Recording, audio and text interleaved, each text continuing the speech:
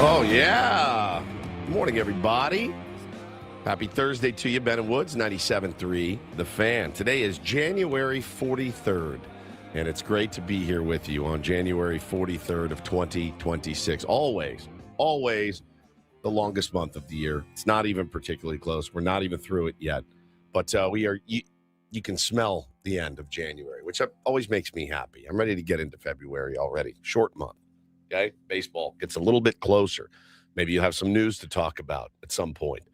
Today, this week, has not been one of those weeks, but we're still going to get our heads right, have some fun on a Thursday. I'm Woodsy. That's Paul Reindl, executive producer of the program. Good morning, Paulie. Hey, how are you? Doing great. Ben Higgins, your friendly neighborhood sports anchor. Mr. Chairman, how are you, sir? I'm good. 31 days gosh. is too long for a month. It should be, January especially should be 18 Right. days. For all those out there who are participating in dry January, Yeah. I'm just going to say, you make it through the 30th, you're good. Enjoy yourself on Saturday, On the 31st. 100%. Go ahead.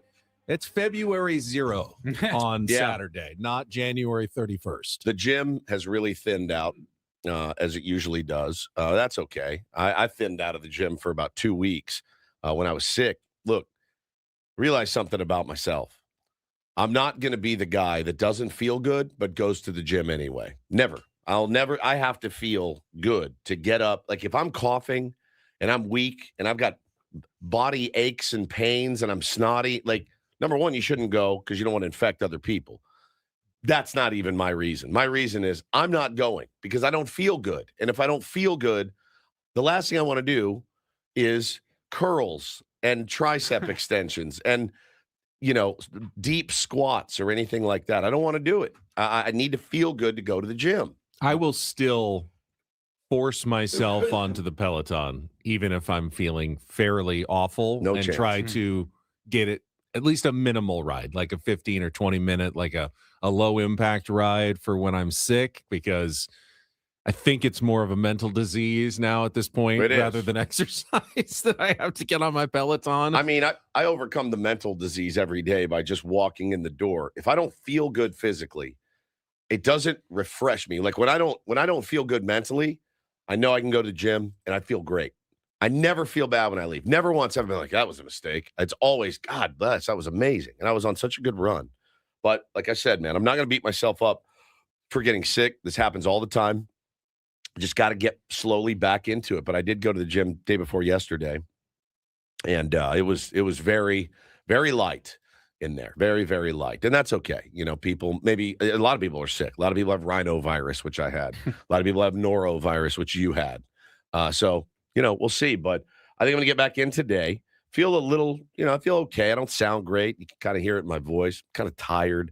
But going to grind through it, man. I just want to get through this month. Do you work out your forearms, Oh, wrists, any of those I usually parts? do that at home. Because we talked yesterday. That's my home workout. You gave me this face wash for Christmas. I did.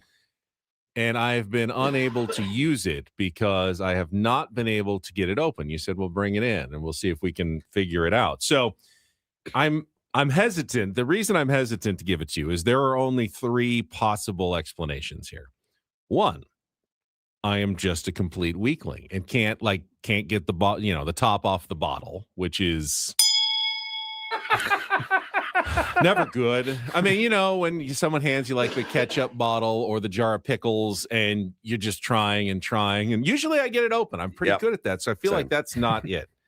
Second, I'm an idiot and I can't figure it out, which also feels somewhat unlikely to me. I mean, I've lived 50 years on this planet. I have seen various tops and packaging of materials, and while some of them take a little longer to figure out than others, this one feels fairly normal and standard. And that's just the standard, which it's like a tube. Which then the third option is there was an actual manufacturing error that has made this impossible to get open without power tools. So I'm going to hand it to you and see if you have more success than I do, maybe because you've been working out a little stronger. Are you biting into it? Why are you see that now? That can't be a possible recommended way to get it. Here you go, fun boy. How did you do the plastic that? off? I took the plastic off of the shrink wrap at the top. The shrink wrap? Yes. So idiot. That's it. Number 2. That's all you had to do. Look. Oh no! This did not see that. This little. Oh my god! This little thing is what has held you back from washing your face for a month and a half. Oh my god! I did not see. I could not. I knew see it when that. he held it up. I knew it when he held it up. I go, is he? I didn't even is he think out of his about it mind? because I thought for sure you would remove the I plastic. didn't see any plastic. I didn't feel any plastic. I didn't see any plastic. Oh, Ben. How'd you know that was there? Because I mean, I've Instantly. used that product before, and that's how they keep it from people, putting their own doo-doo in there or something. They gotta shrink the top. And I kept trying to unscrew it. Like there was a foil top it or doesn't something. unscrew. Well, obviously not. Right. And then not just pop the top. I thought maybe the plastic was just sealed here. I kept looking at it. It's like, well, maybe it's been sealed. Yeah. All right, thank you. You're very welcome. Now that's good stuff. I know it is. Yeah. Now pop the top. Look inside. You can see a little dollop of cream, and you'll be ready to go. You probably thought that bit was going to last longer, didn't you? Me over here struggling to get it open. I mean, it was answer number 2. It wasn't a lack of strength. It was a lack of intelligence. Thank you. I'm glad this is open. Okay, how are you? Hey, Ben, how are you, man? Okay, how are you? What's your problem getting getting your new facial cream open? Okay, how are you? No. Why can't you get it open? I'm curious. Okay, how are you? Thank you. Oh, Is there anything I can help you with? that's that's the first sign My senior from citizen Ben. moment. Yeah, that's the first example from Benny that has me like deeply concerned now. I know. I'm. Oh, I kind of when he said I'd forgotten what I gave him, and if he came in and it was a bottle with one of those pumps with the twist on it, you gotta like push it down and Bro, then I twist it. those to me, it's almost like we talked about Russian roulette yesterday. You like get a lotion one, bottle or and something. I gotta psych myself up. I'm like, you can do this. Eventually All right, it works, but I have no idea what I did to make like it work. soap and like Yeah. lotion. I Trying to swear think to what God, I swear to God, I have had shampoos, creams, lotions, whatever, that I've just said, it's not popping up. So I'm just going to unscrew it, take the long Dip plastic, it, rub it on my arm. like an oil Use like an oil like a dipstick. Here, I'll just do this. Rub it, and then you rub it on your hand, rub your hands together, put it in your hair.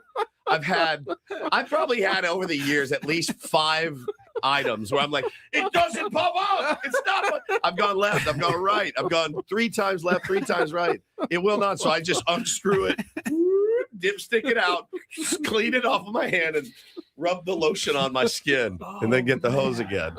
I'm telling you, it is like that's the most. Anytime I buy something with one of those pumps, I'm like, here we go. Here we go. Get taking the shower. You're like, all right. Please let this work. Please let this You're work. like reading the back. You're like wiping water off the bottle. You're like, all right, Which way push is the and thing? twist, Push, twist. counterclockwise. 1, 2, Is that 3. counterclockwise? Is this okay? That stupid tube that you clear, and then you have like a little too much in there. You're like, but I got to use it. Yeah, the shampoo dipstick. It's unbelievable. Ball cock, maybe, perhaps, is what it's called. I have no idea, but Benny. Yeah, well, now your face is going to be all scrubbed. What else in your life have you not been able to use because you thought it was broken? Yeah. I don't know. I'm stunned that it was that simple. I thought that would be a 3-hour segment, essentially. Yeah, we could have done that milk. plastic. I mean, open. as soon as he held it up, I go, oh, he didn't take the shrink wrap off. Right here. Ben's the guy that's like, oh, I'm really sore. I could use some Tylenol, but they got this foil over the top of the I don't know how to get it off. I'm trying to pour these pills out. Nothing's coming out. You guys, quick question. Speaking of the foil, do you guys knuckle your foil? I thumb it. You thumb it. I finger it. I thumb You finger it? Yeah. So you do like poke, index, like you poke. do thumb, and I do knuckle. I thumb Is it. that the weirdest thing you've ever heard? I just did it the other day. I got a new thing of like Pepsid or whatever Yeah. for my bedside, and I smashed my finger in to puncture the foil or whatever. Yeah. Then lift it up and kind of peel around Okay. the rim of the container, and then you got to pull out the cotton. the giant cotton ball that I mean, it's a dream when it just peels right off the top, but Never happened. normally it never happens. So I punch it with my thumb and then start like peeling 17 different. They don't just give you the little slices tab off. Right? You No, just there's pull no the tab off. I've been a knuckler like my whole life. I take the thing off, and there it is, and I just go my middle knuckle, and I just go pop. Does that hurt more? Kind of. Yeah, that's what I was thinking. I feel like if I did, I think thumb maybe. You go 1 or 2 knuckles deep. I go 1 knuckle deep. You don't want to hit the outside with the knuckle. Of the plastic with the knuckle, because that would really hurt. But I also don't want to, I don't want to like hyperextend my finger trying to get it in, and my thumb either. I feel like the knuckle is really rough, and I can always kind of get a good pop, and then I do the, clean it all out, get the cotton out too. That's wild. So your thumb, your finger, and I'm knuckle. Yeah. That's unbelievable. I've been a knuckler my whole life, my whole entire life. I've never even tried anything else except for just a boop, pop it with the knuckle. I'm fascinated by the way they open things. It really is a fascinating topic. Some people probably don't remember, but we were kids, and they didn't have child-proofing. They didn't have safety seals until I believe someone tainted some Tylenol at the store. They ripped every bottle off. I saw there was a documentary about the Tylenol killer. Something. Yeah. Oh, Sarah, that's a good idea. I find a tool, usually tweezers. I've got tweezers in my bathroom. I guess I could just. I think I've used the bottom of a razor handle, like just the handle, or a toothbrush, and I have toothbrushed it before. But the tweezers is a good idea. Right. I mean, there's probably a correct tool for all these jobs, but we are guys, and generally we're too impatient to go in the kitchen, get a knife. Correct tool that would actually open these things fairly simply. We want the fast and messy solution. Our boy Chris in the chat says the worst is opening Chick-fil-A sauce. Got me the other night. 100%. Took the boys to Chick-fil-A. Just the pack. Couldn't get the tab. Like the tab didn't break. A little plastic. So I'm nibbling at the thing to try to get a corner, and then peeling it off, and then it only peels off in the middle. Yeah, just the middle, one little strip in the middle. So I'm wedging my nuggets in between the strip. Or you got to stick your thumb. Yeah, and you get the Chick-fil-A sauce all over yourself. What a great call! Nothing is worse though than the tear here packets that don't actually tear here. But it says tear here, and you feel like you just feel like a Heinz mustard packet. Yeah, you're enraged because it says tear here, but it is not tearing at all. And you're like, if I tear any harder, it's going to go everywhere. Right.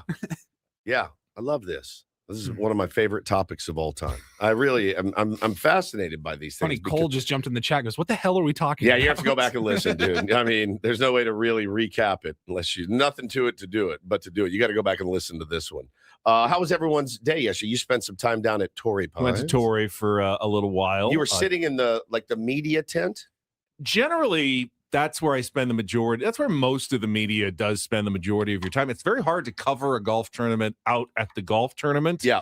Because at most you can watch three of the 147 players at one time, or you can stay in the media tent where they put it all on television. They actually bring all the players. You're not even allowed to interview the players on your own. You have to wait until they come into the media tent. How's the course look? Beautiful. Oh, see, so nice. I've been there, like, I guess in working capacities now, not doing live hits like I imagine you have to do and all that. I would usually, when I was watching anytime, I would just go find one of my favorite holes on the course and just kind of camp out there. Yeah, like if I go as look a at fan, the scoreboard, that's great. Yeah, look at the scoreboard, see where the groups are. I'm like, okay, they're all going to be coming through here within the next hour. Why don't you just park right here, have this beautiful ocean view, and then here comes this group with so-and-so, and then 2 groups later. I love parking at a green. Yeah. Terrific plan if you're a fan, but if you're a member of the media, that keeps you away from all the interviews and everything. Yeah, because they bring the guys through the media center. So generally, I'll spend a few minutes just walking around just to enjoy like the day and see the atmosphere, but then you end up back in the media center. Plus, they do have free food usually, which is nice. And by the way, it's good. Yeah, it's good food. I had salmon and orzo yesterday for lunch. You are kidding. Yeah. They take good care of you guys there. Yeah. I've done that before too. It's so beautiful out there, man. It is just such a peaceful, beautiful place, Torrey Pines. We're so lucky to have it. I had a great day yesterday, man. I got out of here and went home, tried to get a little snooze, couldn't do it. So ended up just getting up, doing some work. Talked to radio legend Dave Rickards yesterday on the telephone. Many of you remember Dave Rickards of Dave, Shelley, and Chainsaw fame. when he retired from radio, it really helped this show's ratings immensely. I thanked him on the air that morning for, hey, thanks for hanging him up. Because now I don't have to fight near as hard as I used to now that you're out of the picture. So we owe a lot to Dave. He's come in and hung out with us before. But I needed some advice on something, so he was happy to give it. Such a legend. He doesn't know this yet, but he told me, I'm playing golf today at a certain golf course. And I go, oh, I know somebody that works there. What time are you teeing off? And he told me, got them all taken care of. Nice. Slick move, right? Slick move. Nice. You are slick. I mean, look, the guy gave me probably 20 minutes of his time yesterday on the phone. And when you hear that voice on the phone, hey, Woodsy, how are you? And you're like, oh my God, that's Dave. So I was driving home from school with Bo. And I had called and left him a voicemail. I texted him, hey, are you free? Yes. So I called, didn't answer, left him a voicemail. Driving home with Bo. Bo's telling me a story. And then she went down to, and the phone rings. It's Rickards. I'm like, hey, put a sock in it. Don't say a word. Just shut your mouth for a minute. Just, yeah, we'll get back to it. I bend him so hard. I bend my own son. Yeah, sure. Okay. All right. Yep. Okay. Okay. Just shut up. Okay. All right. Okay. All right. Yep. All right. Okay. Thank. Okay. I'm sure your son will never remember that time you told him you don't exist in the backseat of the car. It's not that you don't exist. It's Dave Rickards is a little more important than you are right now. Okay, it's Dave Rickards. I only talk to him every 3 years on the phone.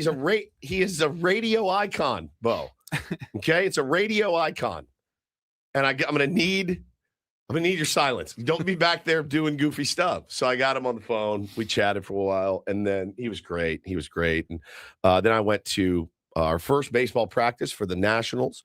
And, dude, you want to talk about... That's Bo. Bo's the Nationals. Who's Taylor's team? We'll find out today, tomorrow. Okay. Yeah. And I got to meet all the new kids on the team. Everyone showed up but one kid who I already knew he was sick. And we had a phenomenal practice. Just a phenomenal practice. I loved the dads. I loved the kids. They all busted their ass. They were kind of dialed in.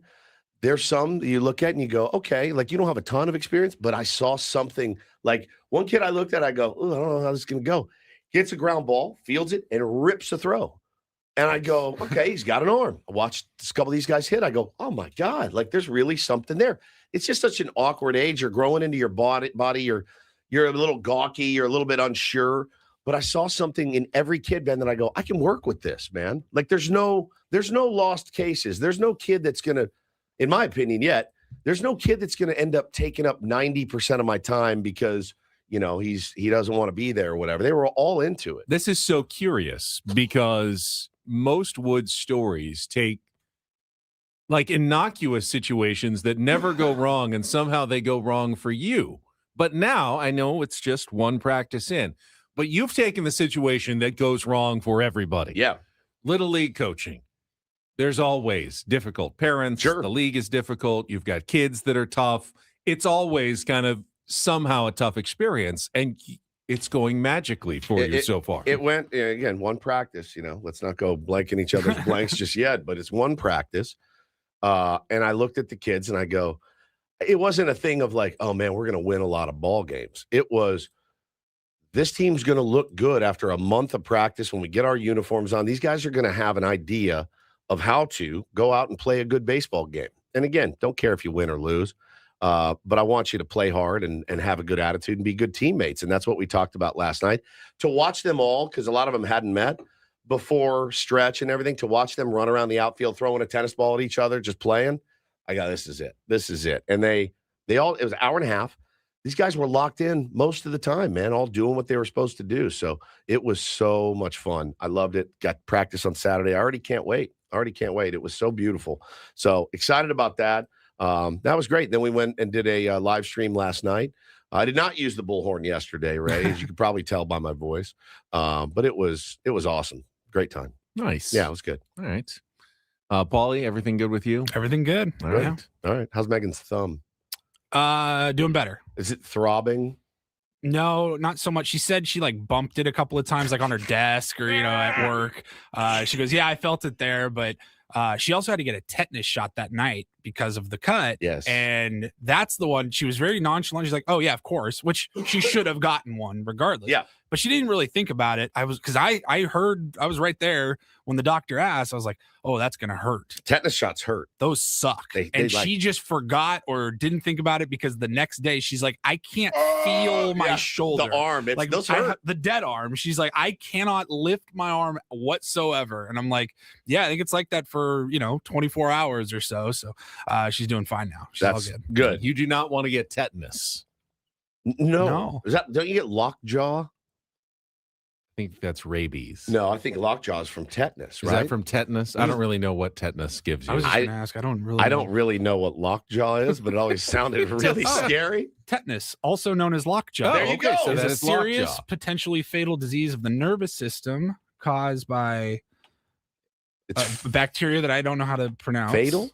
Commonly found in soil, dust, and manure. How do I give I don't want my kids to die, but how do I give them lockjaw so that they can't I don't think you should scream and yell at me all the time? And how often you need to get a tetanus shot? If you get cut by something. So if But if you've had one within like the last, I don't know if it's 5 years or something, you don't need to get another one. Because I remember my wife kept cutting herself and she would go and they give her a tetanus shot and she would never remember if she had one. Right. And then they finally looked at their records and they said, you've had 6 tetanus shots in the last 3 years. So you're good. You're good, actually. Stop getting tetanus shots. You're good for the next 40 years. Just so you know, you're never getting tetanus. You can go roll around in a junkyard and you're not going to get tetanus. So you're going to be fine. Sharp, rusty things all over the Just place. roll around. Walk around on screws and nails. Yeah, it's fine. She sleeps on a bed of nails now. It's no big deal. I always wondered about lockjaw when I was a kid. It was like one of those myths of like lockjaw, quicksand, all of those things. You're like, that sounds terrible. And I feel like when I was a kid, I thought, ooh, all these people must have lockjaw, or I hope I don't get lockjaw or anything like that. I remember when It does. we went on vacation and we were on a Caribbean island. I was probably like 12 or 13 and there was warning signs for quicksand Really? on the island. And I was like, ooh, that is exciting. I'm sitting in my room. I know. I was like, I want to see this quicksand. It's a very real thing. You've seen it. Yeah. And totally experienced it. And I found some mud and I felt it's kind of gooey, but I don't think this is quicksand. But that was about it. I was terrified of it as a kid. I thought it was everywhere. Like, careful, don't go down to the creek. There's quicksand down there. I think that's because of Gilligan's Island. Yeah. They were Is that right? Yes, I probably watched a cartoon or something dealing with quicksand a lot. But I was in Belize and it was like a small small little island that didn't have roads or anything. It was so small you could only ride golf carts around the island. You rented one for like $5 for the day. And sure enough, we went to like the north side of the island and we got out of the golf carts, kind of walk around and check out the beach, and the freaking golf cart started to sink. We had to get one guy, the smallest guy in our group, in the golf cart, slamming the throttle in reverse, while the other 3 of us were like pushing and pulling this thing out of the mud. It was actually dealt with quicksand. It was like a dark mud sand mixture, and it just started to keep going lower and lower. And they were like, locals were like, oh yeah, there's quicksand on that side of the island. You don't want to drive over on that kind of stuff. Wow. Would have been nice to know. Thought we were gonna have to buy a new golf cart in a foreign country. That's unbelievable. Yeah, I thought 18, it was, by the way. I thought it was everywhere. I really did. I thought it was, hey, beware when you go out today.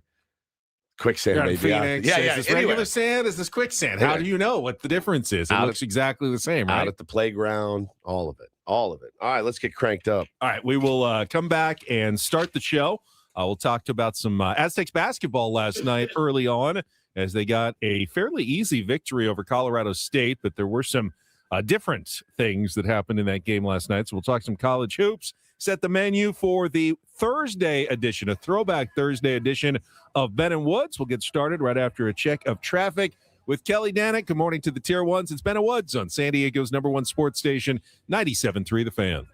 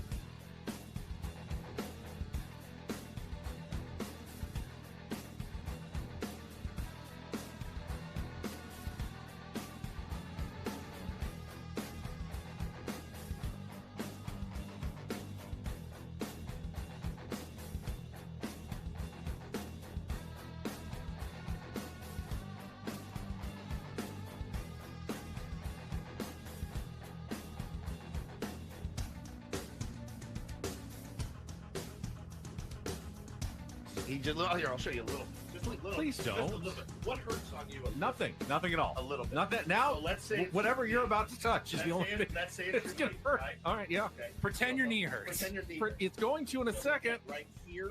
Oh, that is not pleasant.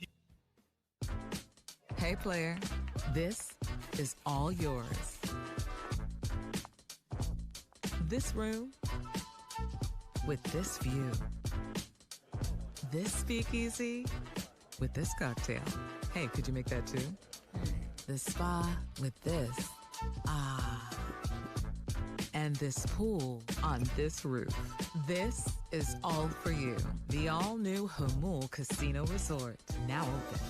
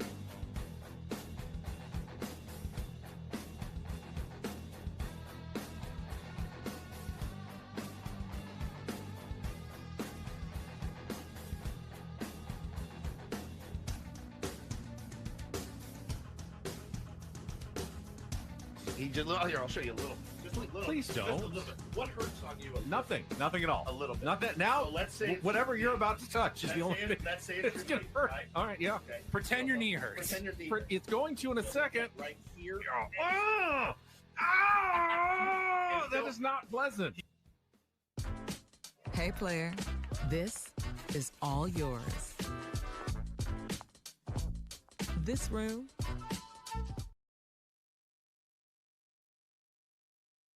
Well, guests on Ben and Woods appear on the David P. Shapiro fan hotline. David P. Shapiro, criminal defense attorney, helping good people regain control of their future when charged with a crime since 2010.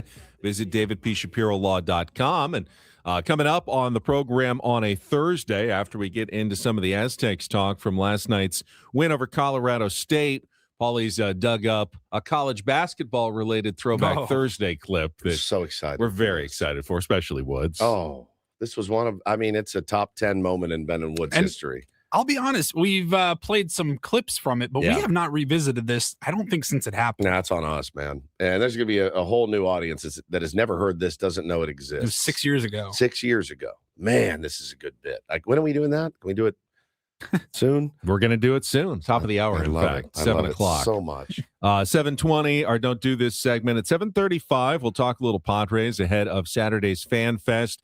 Had our friend Kevin Acey from the Union Tribune appearing on the Foul Territory podcast yesterday. Like double down? Yeah, I mean, he's saying that the Padres are budgeting Yu Darvish's salary. How does Yu Darvish feel about that when he hears that? Again, we just went through this in the earlier in the week. anticipation that he is retiring and going to be giving back a good chunk of that salary. He's pretty confident in his Has reporting. Adam already budgeted for the new morning show next year? Yeah, potentially. Is he already counting his money just in case it's not us? What if it could be more expensive?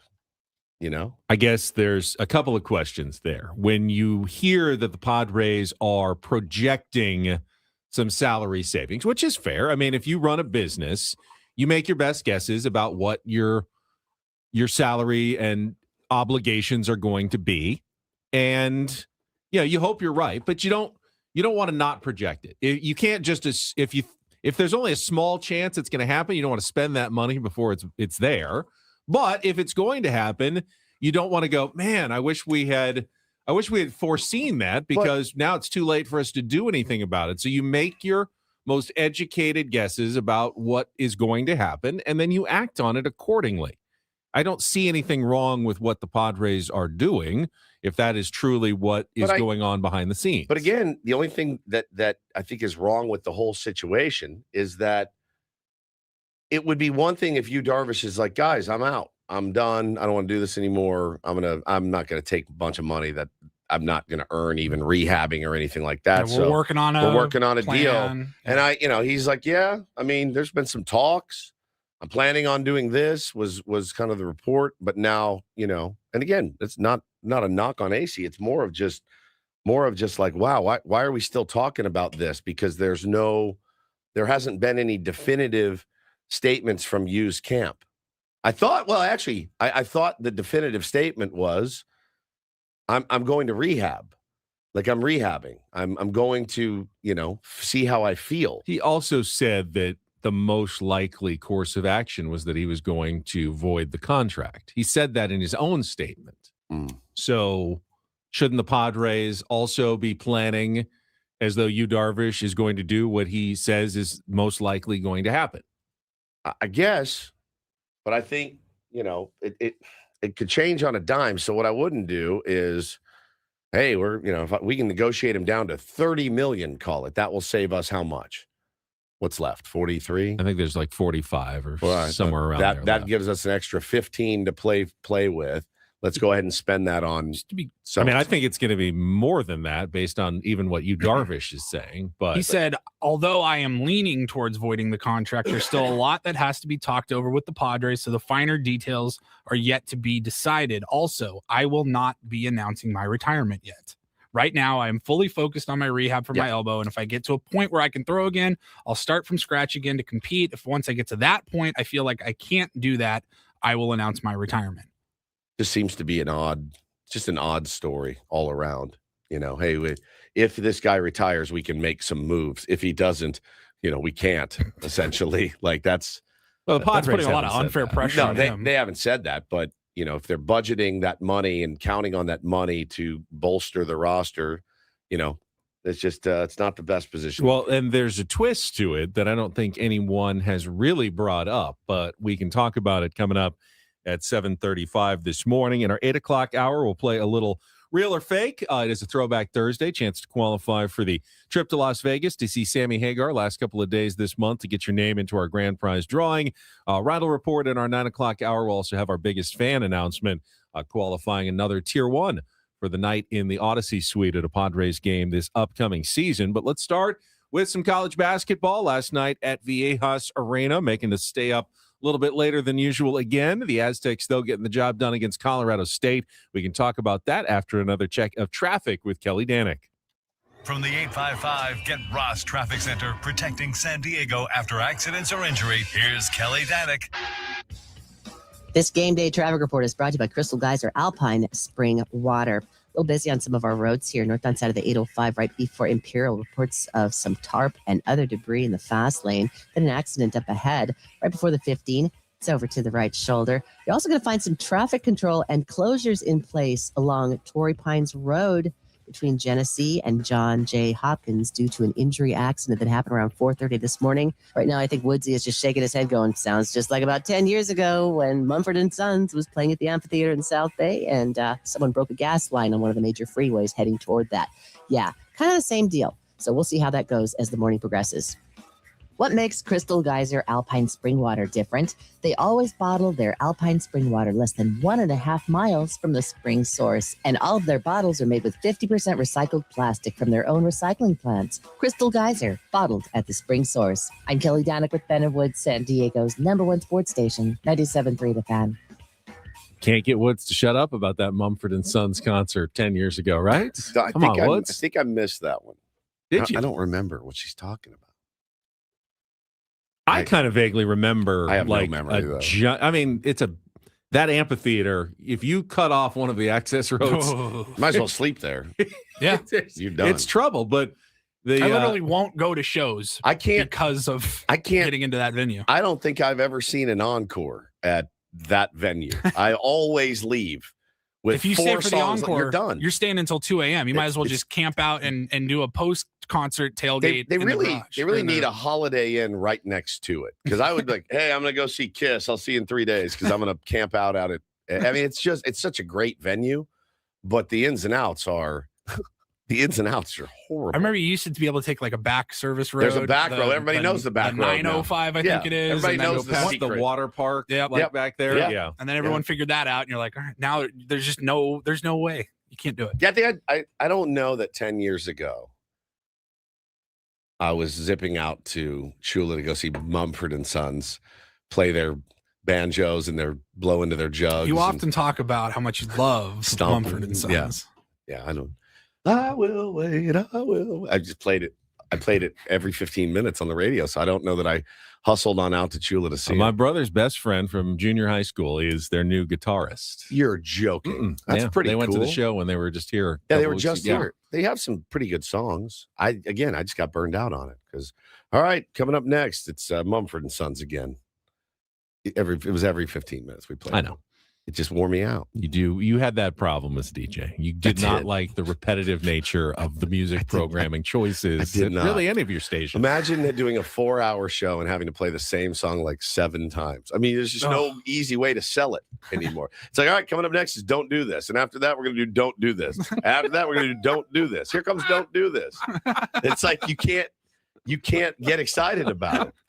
So I would just play fart sounds over it and get in trouble from my boss. So I do not miss those days. I'm so happy that I met you both. I love you both. The bottom line, though, is an accident on Torrey Pines Road next to Torrey Pines on the first day of the Farmers Insurance Open is not ideal because there aren't a lot of different access points. Go around like La Jolla Village to the glider port, or take a glider over. So hopefully they got that cleared up before first tee times are around 9:00 this morning. So that late? I think it's 8:30 or 9. Okay. Yeah, is when they get started this morning. I know Brooks Koepka tees off about 9:30. Xander Schauffele 9:42, I believe. Yeah. So, you don't want too much traffic congestion in that area on a day like this. Well, so last night we did the gold member stream, and it was about 7. We started at 7. Ben was very engaged and telling funny stories and talking about, some hypotheses that he has and testing many theories and just having a good time. And then at about 7:40, I start to see his eyes dart down. I mean, kind of looking at your wiener, I thought. He kept looking down, and what is he doing? And it's 7:43, and he just keeps looking down. And I go, oh, he's waiting for the Aztecs game to start. What were you looking? You have your phone in your lap? Well, I did before the game started. They pushed it to 7:45, and I don't know if you noticed the last 15 minutes because we ended at 8. We ended the chat at 8. I moved the phone right by the camera, so when it looked like I was looking at you guys, I could actually be watching the game. We knew by the fact that you didn't speak for about 10 straight minutes. He sat like he was like AJ Hawk. He just.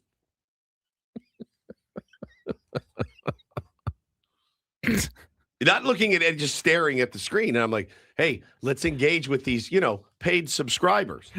But I knew the Aztecs game had started, so we wrapped up. They got off to a very poor start. It was like 8-2 Colorado State, and they hit some threes. Here we go again.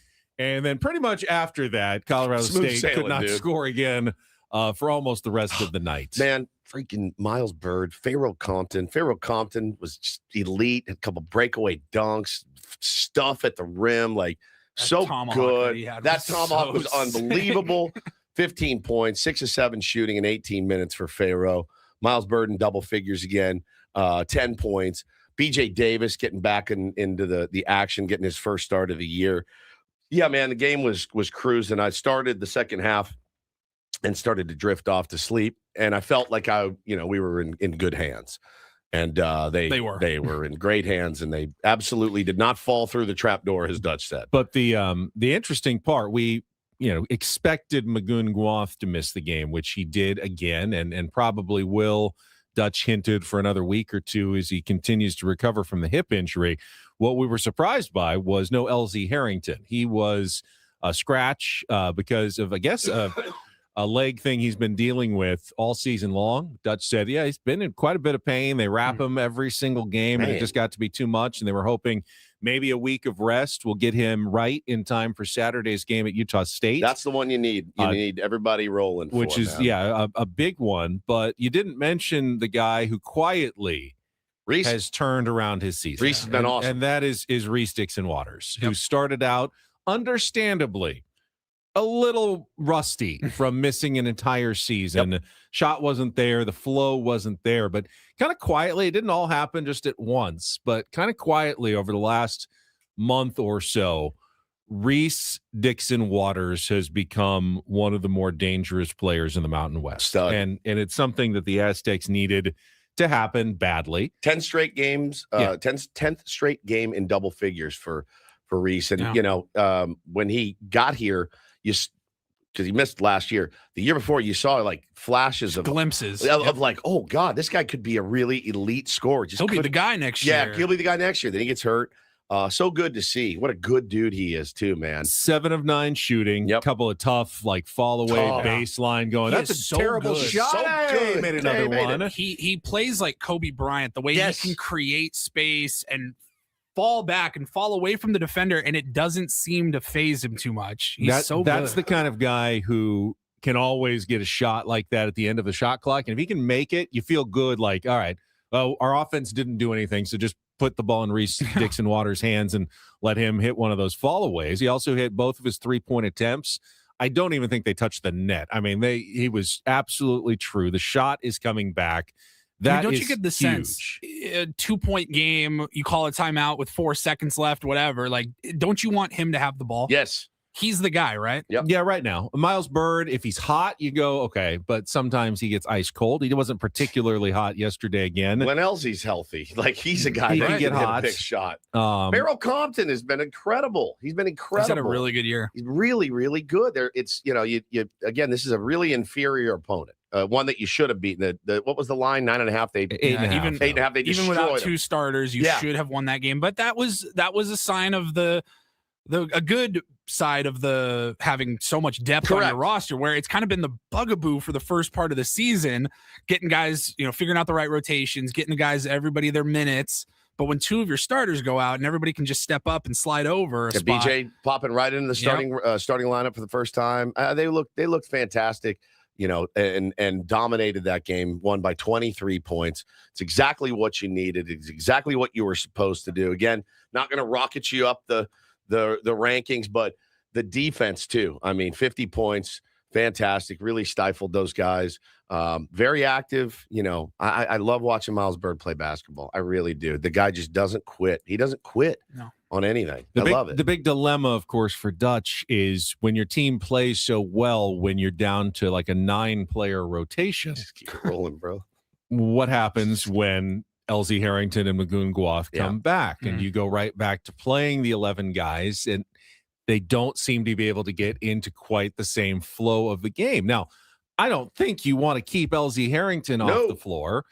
And honestly, as you know, I've been kind of hot and cold on Magoon Guath a lot this year. He's not had a very good season, but the big men yesterday kind of struggled. Jeremiah Odin hasn't been playing well in the starting lineup. That's who Magoon Guath would likely replace if he comes back. I mean, 18 minutes, 1 point, 0 of 3 shooting, 3 rebounds, and a turnover is not exactly killing it in the starting lineup. I mean, if Magoon Guath can be just more of a defensive guy and focus on that rather than have to get his touches inside, I mean, he would be helpful. But I think at some point, as they get closer to the NCAA tournament and the Mountain West tournament, Dutch is going to have to increase playing time for the guys who are producing and take it away from guys who are not. You can't just be fair about it and continue to play 11 guys for 18 to 20 minutes every single game.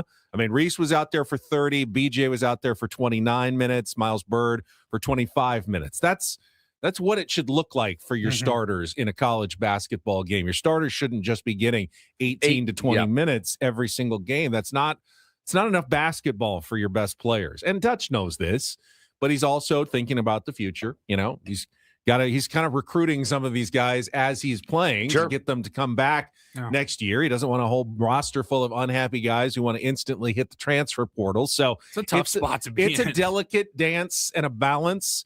He knows that they can't really afford losses at this point because, Fox, when they were doing the broadcast last night, FS1, they kept showing their graphic that they had the Aztecs as one of the first 4 teams out on their NCAA tournament bubble.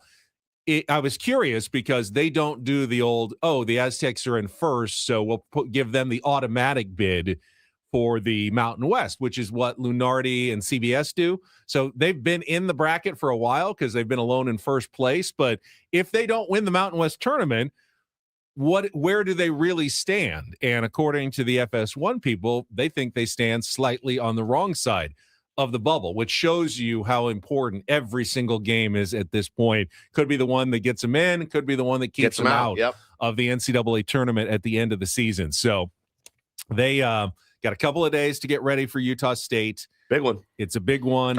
It's early, Saturday morning, 10 o'clock. It's on national television again, CBS. It's really the biggest opportunity game because this will be a quad 1 game. Utah State has the best metrics in the conference. Let's go, man. If you go and win that one on the road, you're not on the wrong side of the bubble anymore. I think you're on the right side of the bubble for sure.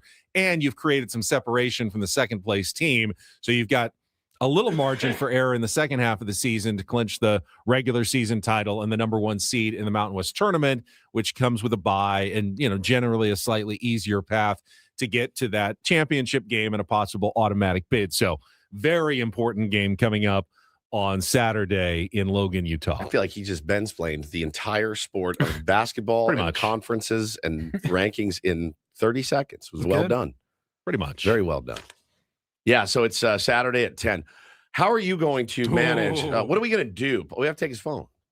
We have no to. laptop. Don't bring your laptop. No laptop, no phone. I'll just record it. You have to raw dog this. Yeah. The question is whether I want to try to not find out what happens and then go watch it later. Yeah, go watch it later.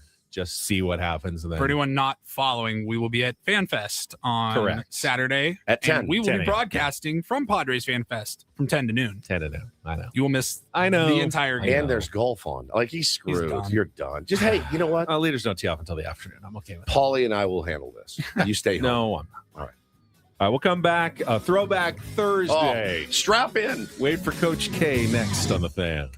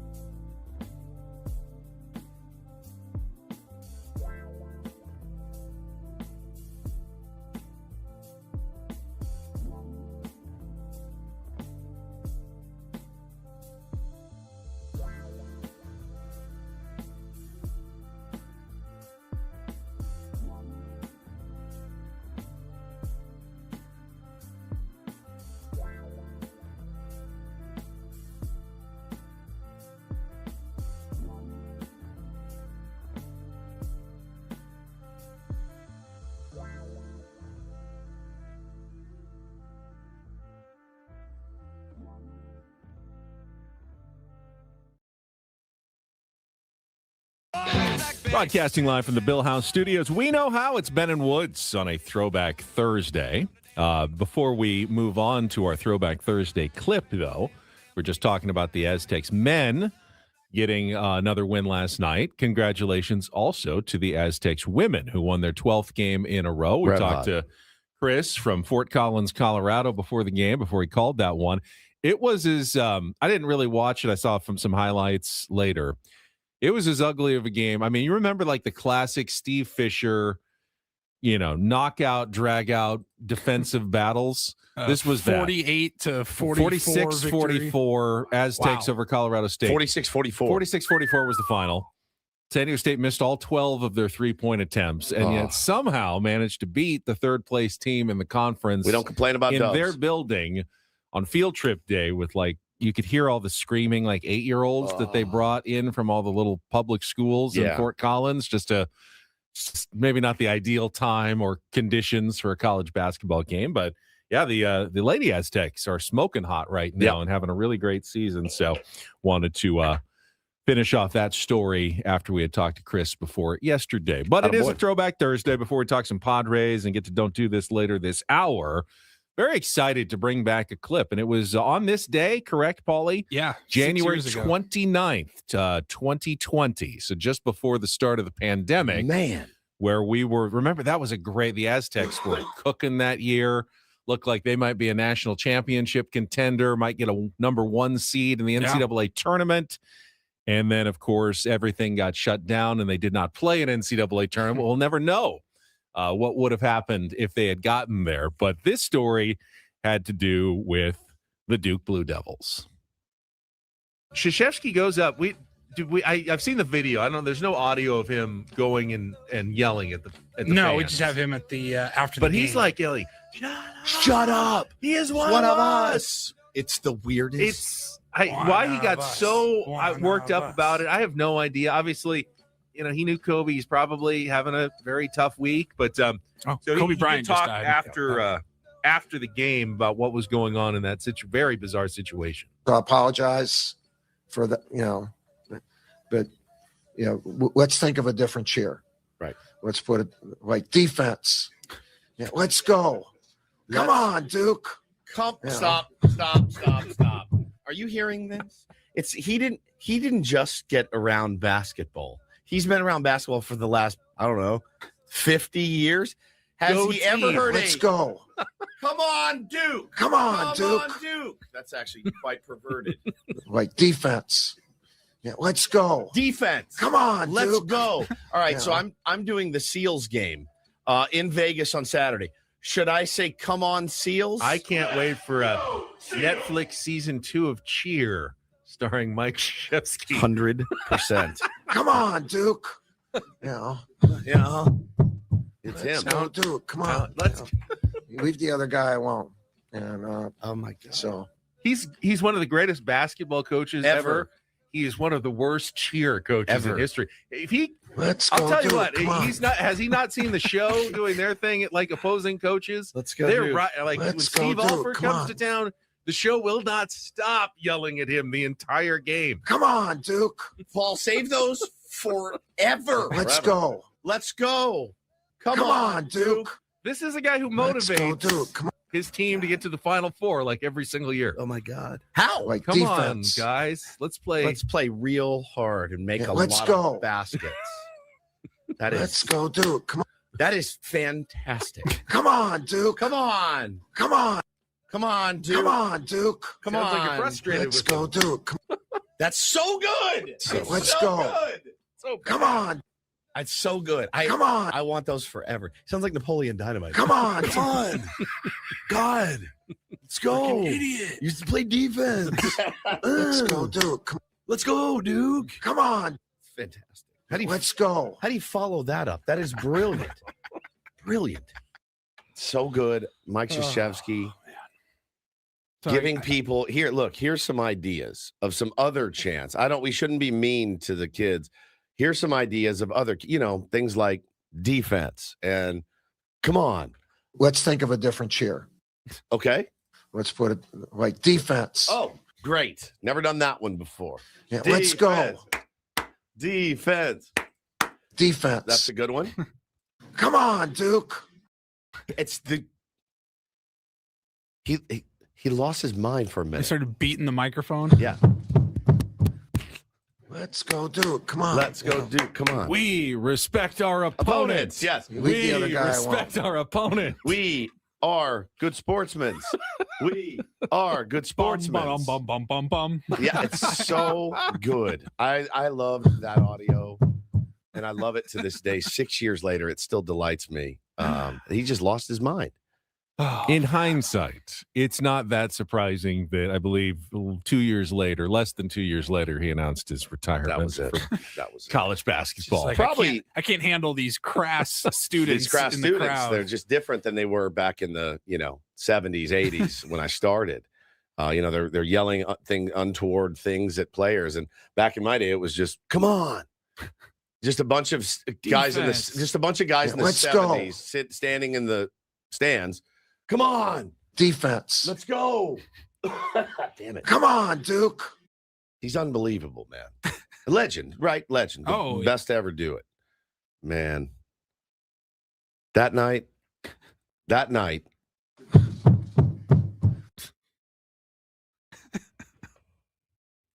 Imagine you were one of the reporters sitting there. I would be like, just- thank you, Jesus, for this moment that I get to be in here watching this guy unfurl in front of me and tell me how to. Let's go, Duke. Come on. Yeah. Yeah. Come on. Yeah. I love it. I'm so glad you found it, Paulie. We don't play those drops enough. I was. Let's think of a different cheer. Yeah. Let's put it like defense. Okay. a different cheer, by the way, than defense. Defense. Like, not only is it lame, it's like the original cheer. Oh, Mikey. Defense. Right. Defense. Come on. Come on. So my buddy's friend actually went to North Carolina, and like you do with Padres fantasy camp, they have like a basketball fantasy camp that Yeah. Coach K would put on Whoa. Yeah. for like alums, and he went, and he said it was amazing, and he actually injured himself in the camp, and like a week later he gets a unknown call like on his phone, and he answers it, and it was Coach K checking to see Oh if my he God. was okay. That's And he incredible. said that was amazing. He said probably also hoping that I don't sue them, Right. even though I signed a lot of releases and waivers. But it was pretty cool just to answer the phone and have Coach K on the other end. That's So, That's really cool. very cool. yeah. Uh, He was from North Carolina and went to the Duke camp, which I thought was pretty God, interesting. a basketball fantasy camp sounds like the worst thing for me on the planet. Like, all right, I think baseball's bad. yeah, running suicides and up all and down that. the court. Yeah, forget it, man. All right, we're gonna do some rebounding now. Oh, fantastic! All my favorites. Every time I watch basketball, I think of Paulie's offer because he'll be short players from time to time, and he's like, "Do you want to come out and just run one game?" Don't say it. And I My whole team, they're tier ones. They are listening right now. So I watched the games. I was watching the Aztecs. I had that thought last night, and I watched Miles Bird get a rebound, start tearing ass down the court, eyes up, perfect feed. This guy gets blocked in. He gets a perfect feed. I go, I would embarrass myself so badly out on that court. If you would can I just stand out on the wing and just shoot? Because I can't run, don't really play good defense, and can't. You sound like a massive, massive liability. Yeah, that's what I think. That's We're what trying to win a think. T-shirt here, okay? Yeah, trying to win another championship T-shirt. Like, how good is the competition? If you ever play a really bad, like overweight team, use me, and you don't need me to start and run the whole time. Yeah, I've only played 2 games this current season. We're in one of the lower levels, Okay. for sure. I think you'd be able to handle yourself at least physically. You'd watch me panic anytime the ball came to me. I'd just pass. There's one team that we would face. They were like 23-year-old, like recently graduated frat bros, Forget and they just are like Energizer bunnies. Yeah. They never stopped sprinting. Forget it. They weren't even particularly good at basketball, but I think we beat them once and they beat us once because they were purely just so athletic, so young, so fast that they were able to just get by and make easy layups. And I'm sitting here thinking, my man over here to my left has put on lacrosse gear, taken shots, did the fantasy camp AB. You've done a lot of things that have made you uncomfortable over the years. I've done a couple things, but maybe I do go out for the content, just watch myself embarrass myself. We played a team for the tier ones on Tuesday night. We won. It took us overtime, but they were similar in age. They were also just, a bunch of unks out there. Yeah, but they have 50. the old man strength. We're not similar in age, you and I. Yeah, they were probably in between you Okay. and I. They were probably in their 40s, but they know how to like push you around down there and The play sharp like elbows. old men. Yeah, like just bumping you and moving. I used around. to play all the time. And then it's like it bangs up your knees, your ankles, My brother, who still plays, Yeah. obviously all the time, just constantly injures ankles, Yeah. knee. I mean, my dad used to play for decades, and I mean, they were both like hobbling around all the It time. just doesn't feel like a sport you can play deep into your life. Deep. But some people do. Some people I mean, do. For AJ me- Preller's still playing. He's about our age, right? At No, this he's point, younger. a little younger, but like He's a still in lot his younger. 40s. Yeah, he's in his 40s. Yeah. We're in our 50s, buddy. I don't I'm know. Barely 35, in our and I put a How old is AJ? iced knee brace every night Right, after the 48. game, and then I have Is like he? a back massager like heater thing Yeah. to kind of help out there. But yeah, you're always getting hurt. For me, last year in particular, playing adult baseball on Sundays, Mhm. followed by basketball on Tuesdays. Those are such different sports. All different muscles. And such a beating on your body in totally different ways that the two combined didn't do a whole lot for me. It was Yeah. not very fun, Yeah. like physically. AJ's 48 years old. 48. God, he looks good for 48. He does. He did not look like that at Because 48. he plays basketball all the Yeah, time. must be. Must be. Yeah. Well, I love the Coach K clips so much. Makes me so happy to hear it. Hope he's doing well. He's alive, right?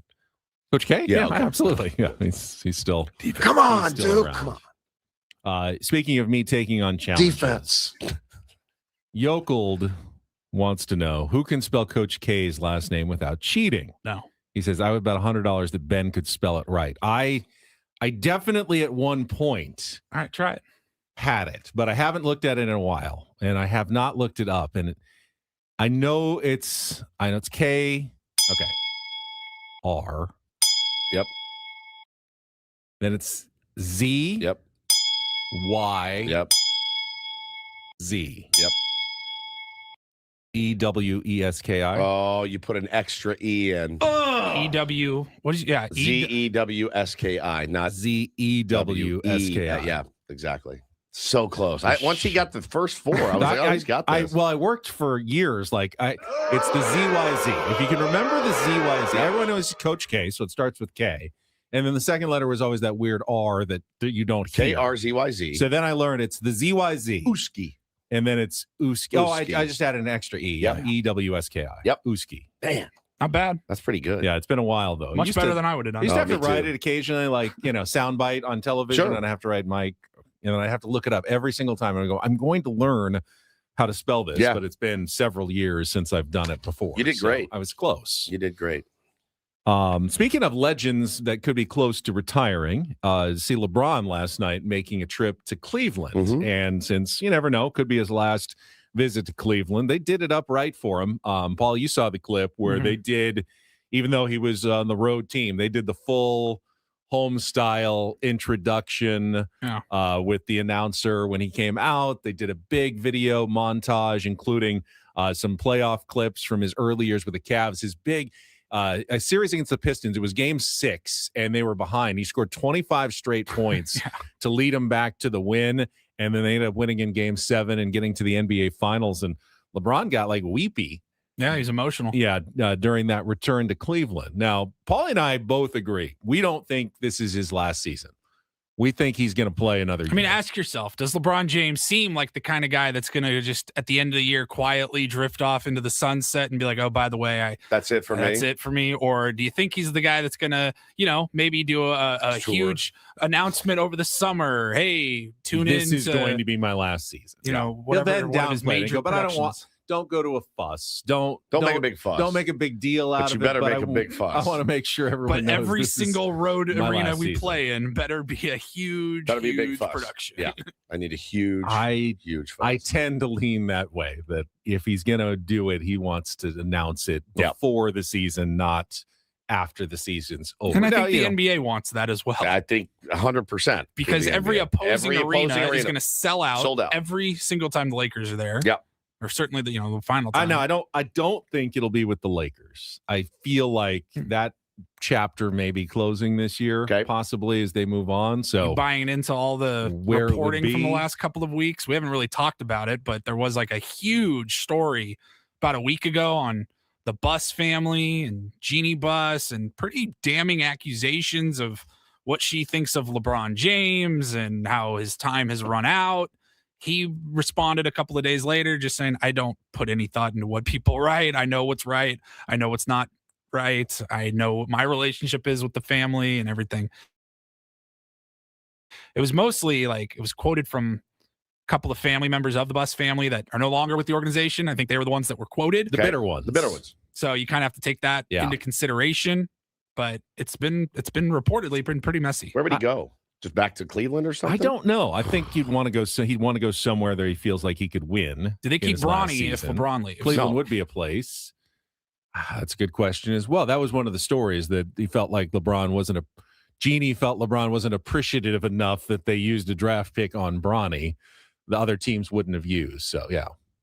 I haven't followed it super closely. I don't really watch Lakers or anything, but felt like he was pretty appreciative of that. Wasn't that like a really cool moment for him to have? I mean, it seemed, I don't know. I mean, behind the scenes, I have no idea, but not a lot of teams would necessarily just clearly, I mean, no one else was going to take him. Kowtow but they actually, I mean, they could have signed him as an undrafted free agent, right? But they actually picked him in the draft so they could say Bronny was a draft pick of the LA Lakers.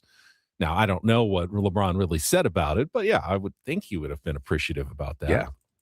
All right, we will take time out. When we come back, it is time for Don't Do This. Woods found an audio clip for Do This that fits right in with one of his missions in life, and that is good mental health, especially for men who sometimes try to stuff all those emotions into the bottle. So we will play some of the audio for you coming up next. Take a quick time out, check the traffic. More Benno Woods coming up on San Diego's #1 sports station, 97.3 The Fan.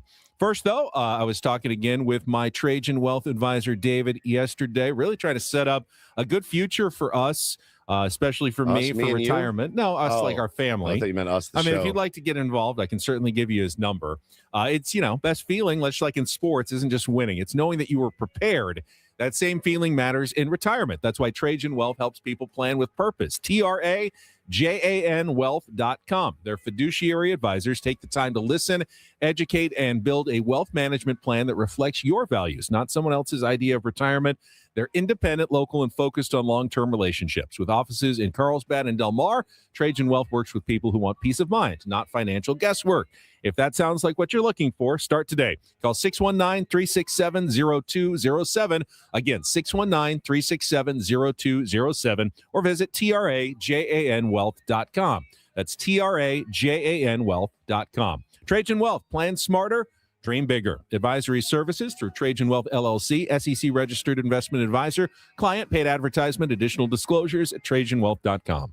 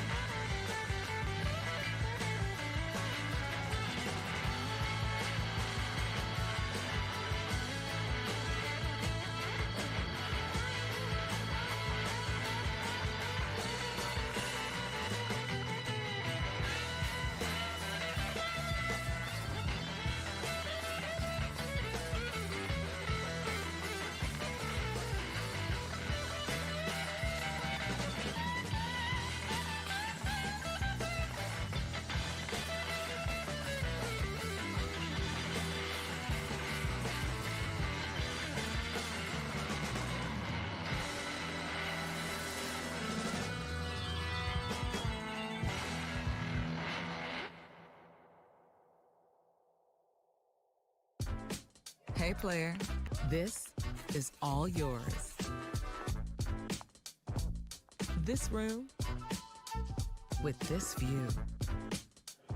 This speakeasy with this cocktail. Hey, could you make that too? The spa with this. Ah. And this pool on this roof. This is all for you.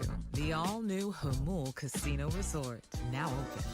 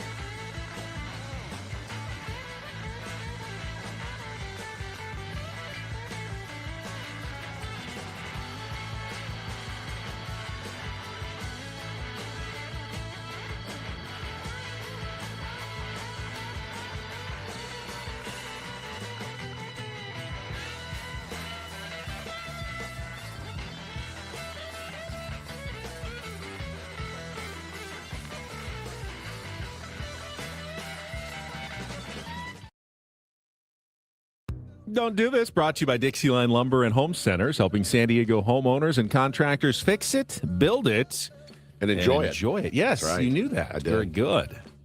I will get us started with Don't Do This, and it involves a boxing story. Former three-weight champion Gervonta Davis apprehended in Miami yesterday, 2 weeks after an arrest warrant was issued on charges of battery, false imprisonment, and attempted kidnapping, according to Miami Gardens police. Apparently, they put up quite the investigation here. The police department, the United States Marshals Fugitive Task Force, conducting a 3-county surveillance operation to find Davis and take him into custody without incident. The arrest warrant issued about 2 weeks ago. Police say Davis entered a strip club on August 27th and confronted his ex-girlfriend.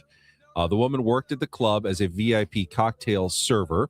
He took her into a back room, attacked her, restrained her, grabbed the woman by her hair and throat, told her, "You think I would not find you," then took her to the parking lot where he eventually released her. The woman told police that they had dated for 5 months in 2025 before the relationship ended, and she no longer communicated with him, cut him off. He did not like that. And he said, "I will find you." And he found her at her place of work, a place that absolutely probably has about 1,000 cameras inside. Yeah. Of it. So yeah. not necessarily. Can you put cameras? I believe they have lots of security cameras. Yeah, I guess you could. I mean, I think there are maybe rooms that don't. Correct. Which is also maybe problematic. But I believe the main areas are quite surveilled. I mean, you are the foremost authority. I'm not the foremost. But you're one of them. I am not even one of them. Oh my God. But yes, security cameras. I mean, such a I'm glad that the authorities got involved, because that is one of those. It could have been such a tragic ending. You got to make sure that you throw the book of these guys, man. If you've got them on tape doing stuff like this, you got to throw the book of these guys. It can't happen again. Remember, Davis had been in training to fight Jake Paul, and then they pulled him from the card when the lawsuit was filed, and he was replaced by Anthony Joshua. This is a really good do this for a Thursday. DD Mega Doo-Doo. Up against the clock a little bit, but you guys remember the name Austin Meadows, former baseball player. He was the 9th overall pick in 2013. Pittsburgh Pirates selected him in the first round, 9th pick. Then went to the Rays, right? Went to the Rays, played for, and then eventually to the Tigers. And once he got to the Tigers, things didn't go very well for him. Ended up leaving baseball. He hurt his Achilles. He had vertigo too. I mean, went through it. And as he was kind of leaving the game, realized, man, I'm not well. I'm not well mentally. Not only am I not well physically, I'm not well mentally, and left the game. And at a young-ish age, I mean, there's still baseball in him. And he just said, I can't do this anymore, and walked away. And hadn't really thought about him or heard about him until yesterday. Just a video that he posted that I wanted to share for all the men out there. Hey, guys. Being out of baseball is hard.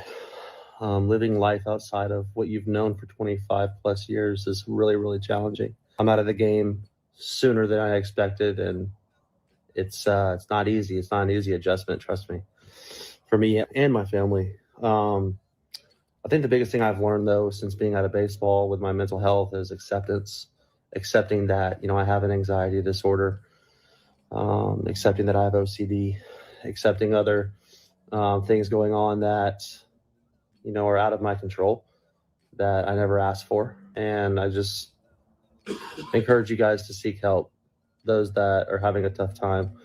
And, I currently get help still every day, and it's changed my life, and it's still changing me slowly but surely. So that's the biggest thing for me, is accepting where I'm at.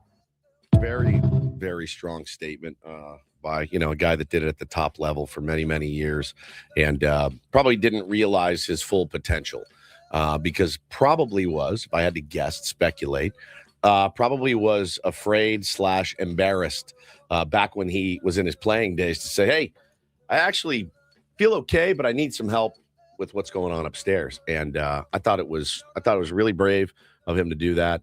And that's what you need more of. You need more people saying, hey, it's okay not to be okay. Go out and get some help. If I'm being honest, I have some of that fear in me. Yeah. Because I have known nothing other than, for the past 30 years. Anxiety? No.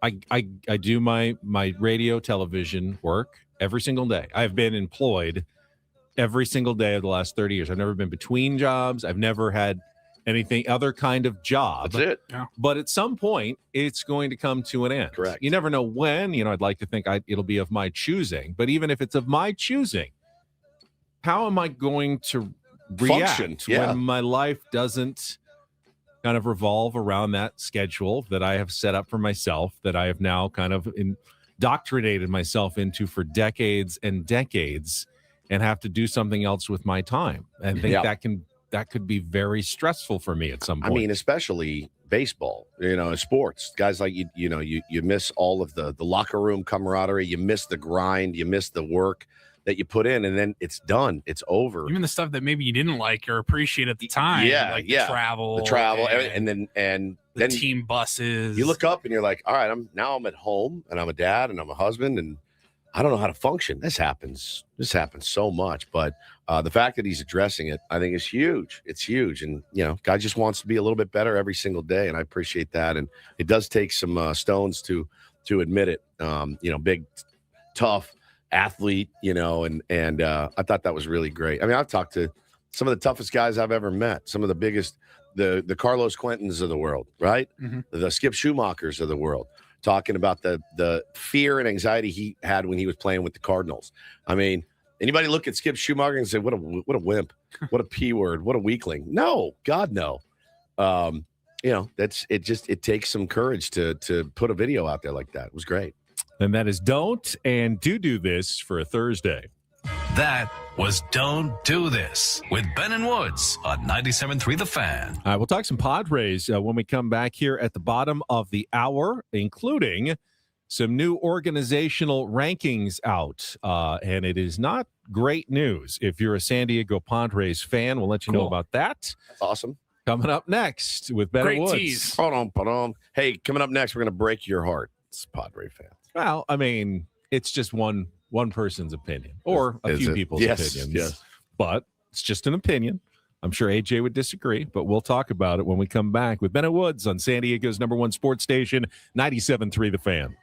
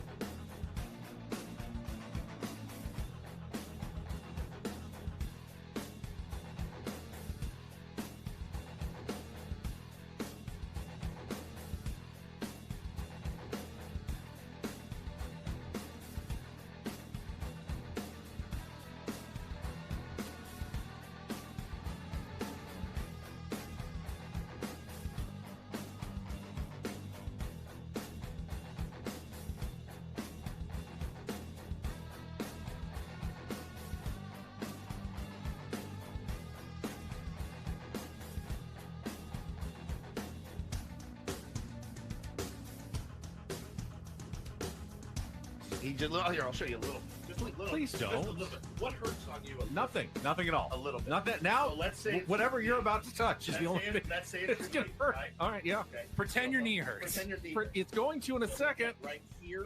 Oh, that is not pleasant. Hey, player, this is all yours. This room with this view. This speakeasy with this cocktail. Hey, could you make that too? The spa with this. Ah. And this pool on this roof. This is all for you. The all-new Hamul Casino Resort, now open.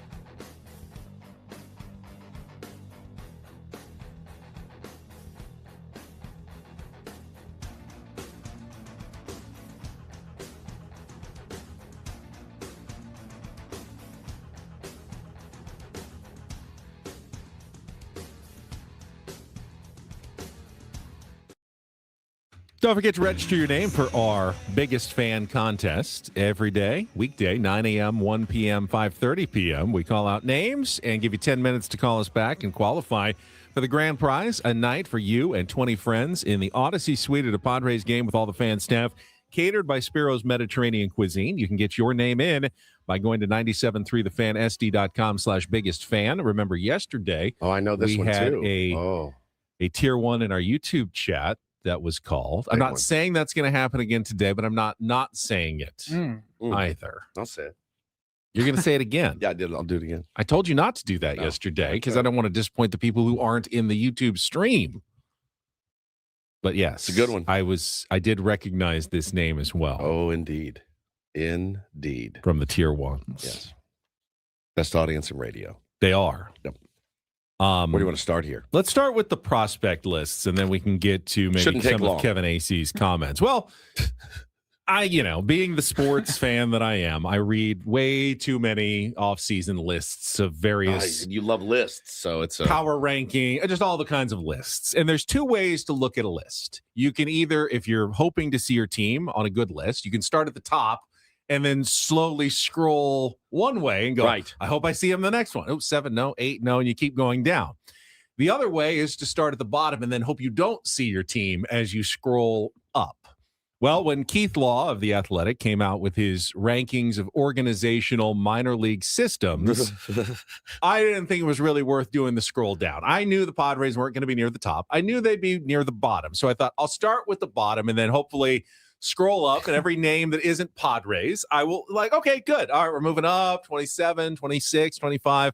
So I went down to the bottom of the list. How long did this take you? How many teams did you have to eliminate? 0. Right away, as I got to the bottom of the list, 30 San Diego Padres. Now, that's not bad out of the 50 teams in Major League Baseball. Right, it's 30 teams. That's true. There are only 30. They were lumped in. He also separated them into tiers. They were in tier 8, which is just them and the Angels at number 29. Just the 29th runner-up. Yeah. Bro, here's the thing with the Angels, though, is that it says their last 3 first-round picks before the 2025 draft, they're all in the big leagues, and they're no longer eligible. So they've made their picks and have graduated guys like Zach Neto, Nolan Schanuel, and Christian Moore as well. So here's what different. Here's what Keith Law wrote about the Padres, and I can't totally disagree. What did you expect? They've traded so many guys that there's very little left in the system, with relievers and long shots populating most of their top 20. Their first 2 picks from the 2020 and 2022 drafts are all gone in trades, as are the first 3 selections in 2023 and their second and third rounders from 2024. They also traded their top prospect, Leo DeVries, in a huge package for Mason Miller last July. 2 of their top 3 remaining prospects, Ethan Salas and Cash Mayfield, had disappointing showings last year, and their 2025 draft was hurt by the lack of a second-round pick. That was because of the signing of Nick Pivetta. Many of those trades have brought the team to the playoffs or into contention, and they're probably a playoff contender again in 2026, but the supply of prospects is not infinite, not even for a very scouting-focused organization like this one. Okay. AJ has spent and spent and spent with his minor league capital, and now the bill coming due as he looks at some very empty shelves in the minor league system. Now, he will and has many times disputed the experts' opinions of organizational rankings and has a much higher opinion, perhaps, of some of his own prospects than the internal metrics, just his internal observations. Now, that sometimes is also echoed by other teams who also value Padres prospects higher than perhaps the Keith Laws of the world have valued some Padres prospects. Well, he never really seems to have trouble trading with people at the deadline, ever. Yeah. You know, never. And multiple teams. Now, again, maybe they look at it and go, oh, we can fleece this guy. But yeah, man, there's probably a few he would like back. There's probably a few that he is like, I don't care. You know, they have a good ability. Talk to Logan White out at Fantasy Camp. There is an ability that team has, and that team being their scouting team and department, to flush it, move on, go get the next one. You know, and they've done a good job at it. I mean, how many trades have really hurt?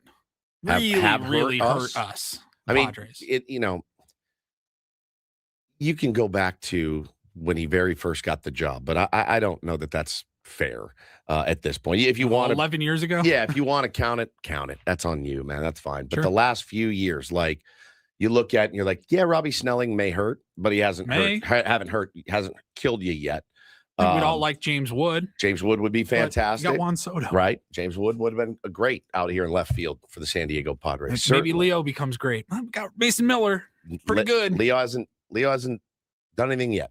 I didn't see him near the top of many lists. Something like 11th either. Did you? Okay. I saw him in the middle of a couple, so I don't know. Whatever. They hurt right now because you see that 30 next to your name, and that's the only reason it hurts you. But you know, I Jacob Marcy could turn into something in Miami. You know, but again, I'm saying like today, what past trade has really hurt the system? Yeah. There's some arms, you know. Munoz is a big one. Munoz and that's a big one. Yeah, the one with Seattle. Seattle was tough. Woods, you always love to point out the Matt Beatty for River Ryan trade. That may be the one that is like that may be the one that he sweats about at night. It would be for me. Matt Beatty is dog ass, man. I mean, he's as bad of a player as you could find in Major League Baseball. No offense to the man personally, but he's one of the worst baseball players I've ever seen.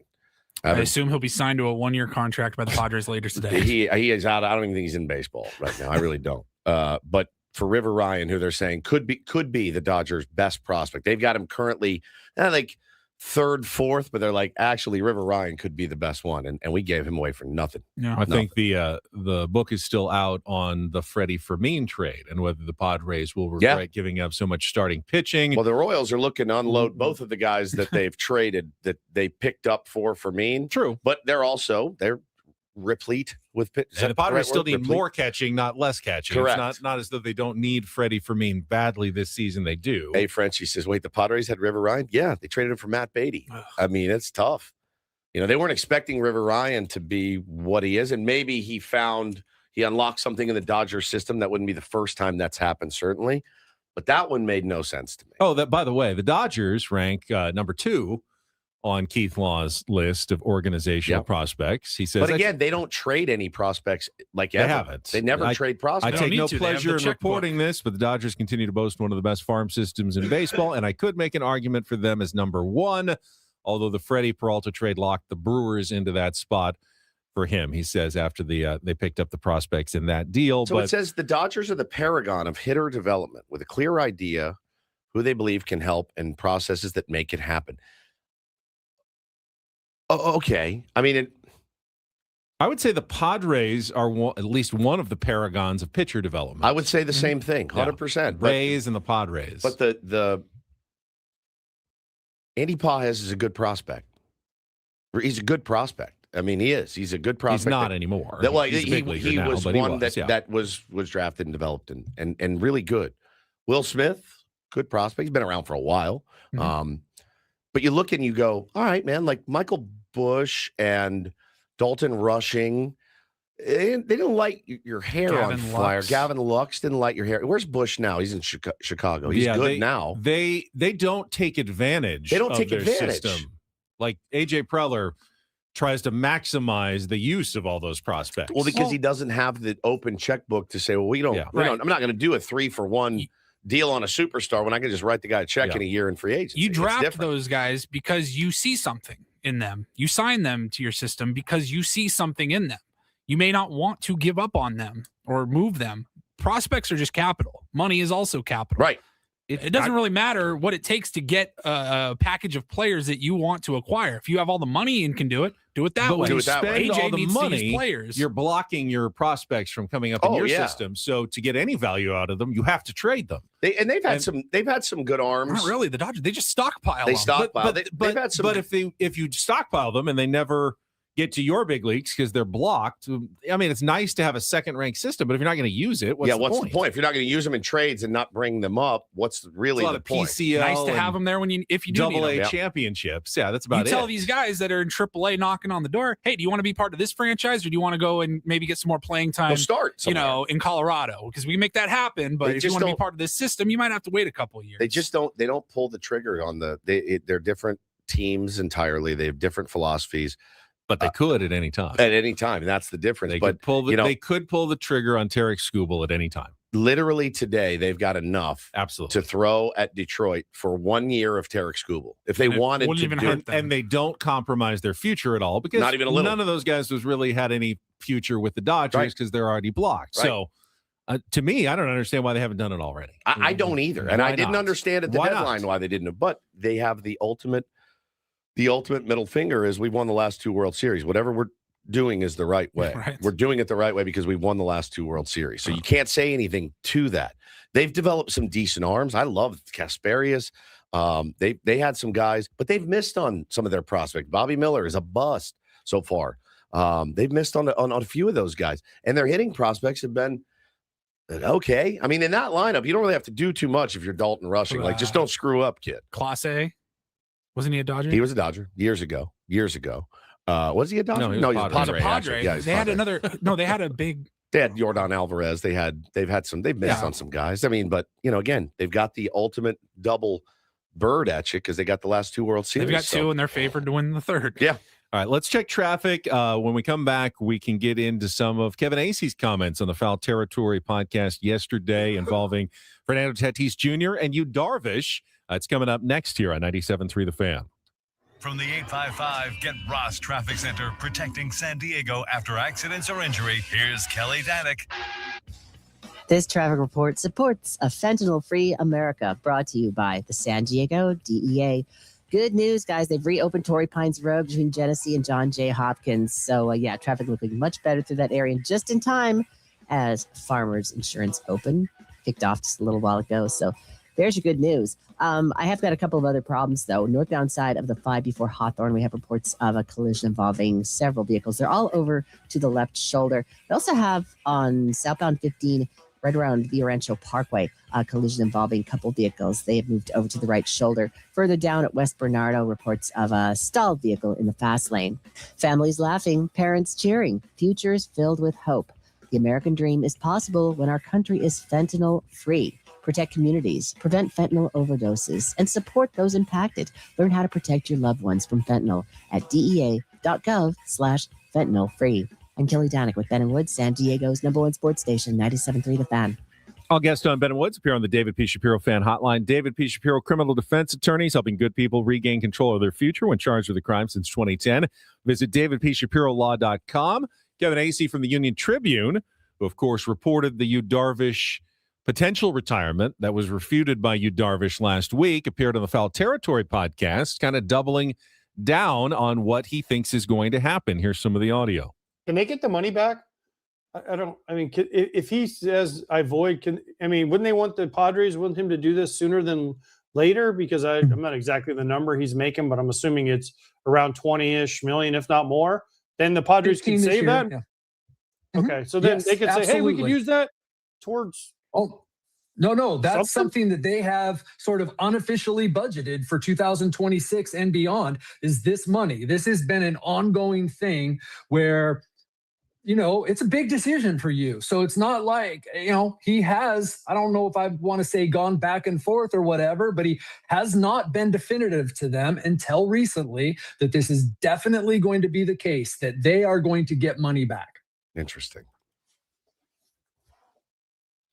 So here's the twist that I brought up earlier, that if the Padres are very confident, as Kevin Acee is reporting, that Yu Darvish is going to give a significant chunk of his contract back, are they budgeting that as though it's money they can still spend, or are they budgeting as though we spent that money we already on spent Michael it King, on Michael King, knowing that Yu Darvish was going? I don't know what the case is, but I don't know what that means. Is that budgeted money already spent and they're kind of hoping that they make it back with you, or is that extra money that they feel like they can still spend to address roster issues here in 2026, whether they think it's going to happen now or in a few months from now, that they feel like they have enough financial flexibility because of that to make more moves? I don't know the answer to that question. I love the idea of hedging and just going out and signing Eugenio Suarez, hoping that Yu Darvish bless you coming. Does that, if then Yu Darvish decides, you know what, I'm not retiring. You're like, damn it. All right, no, we're good. We can pay this. In what kind of bad financial situation does that put the San Diego but then you're going Padres? into a lockout and nobody cares anyway. So go for broke, man. We'll have more comments from Kevin Acee in the second half of our show about Fernando Tatis Jr. We will also get to a little real or fake on a Throwback Thursday. I almost said Take on Woods, but it's Thursday, so we'll play some real or fake. All coming up in hour number 3 next with Ben and Woods on San Diego's #1 sports station, 97.3 The Fan.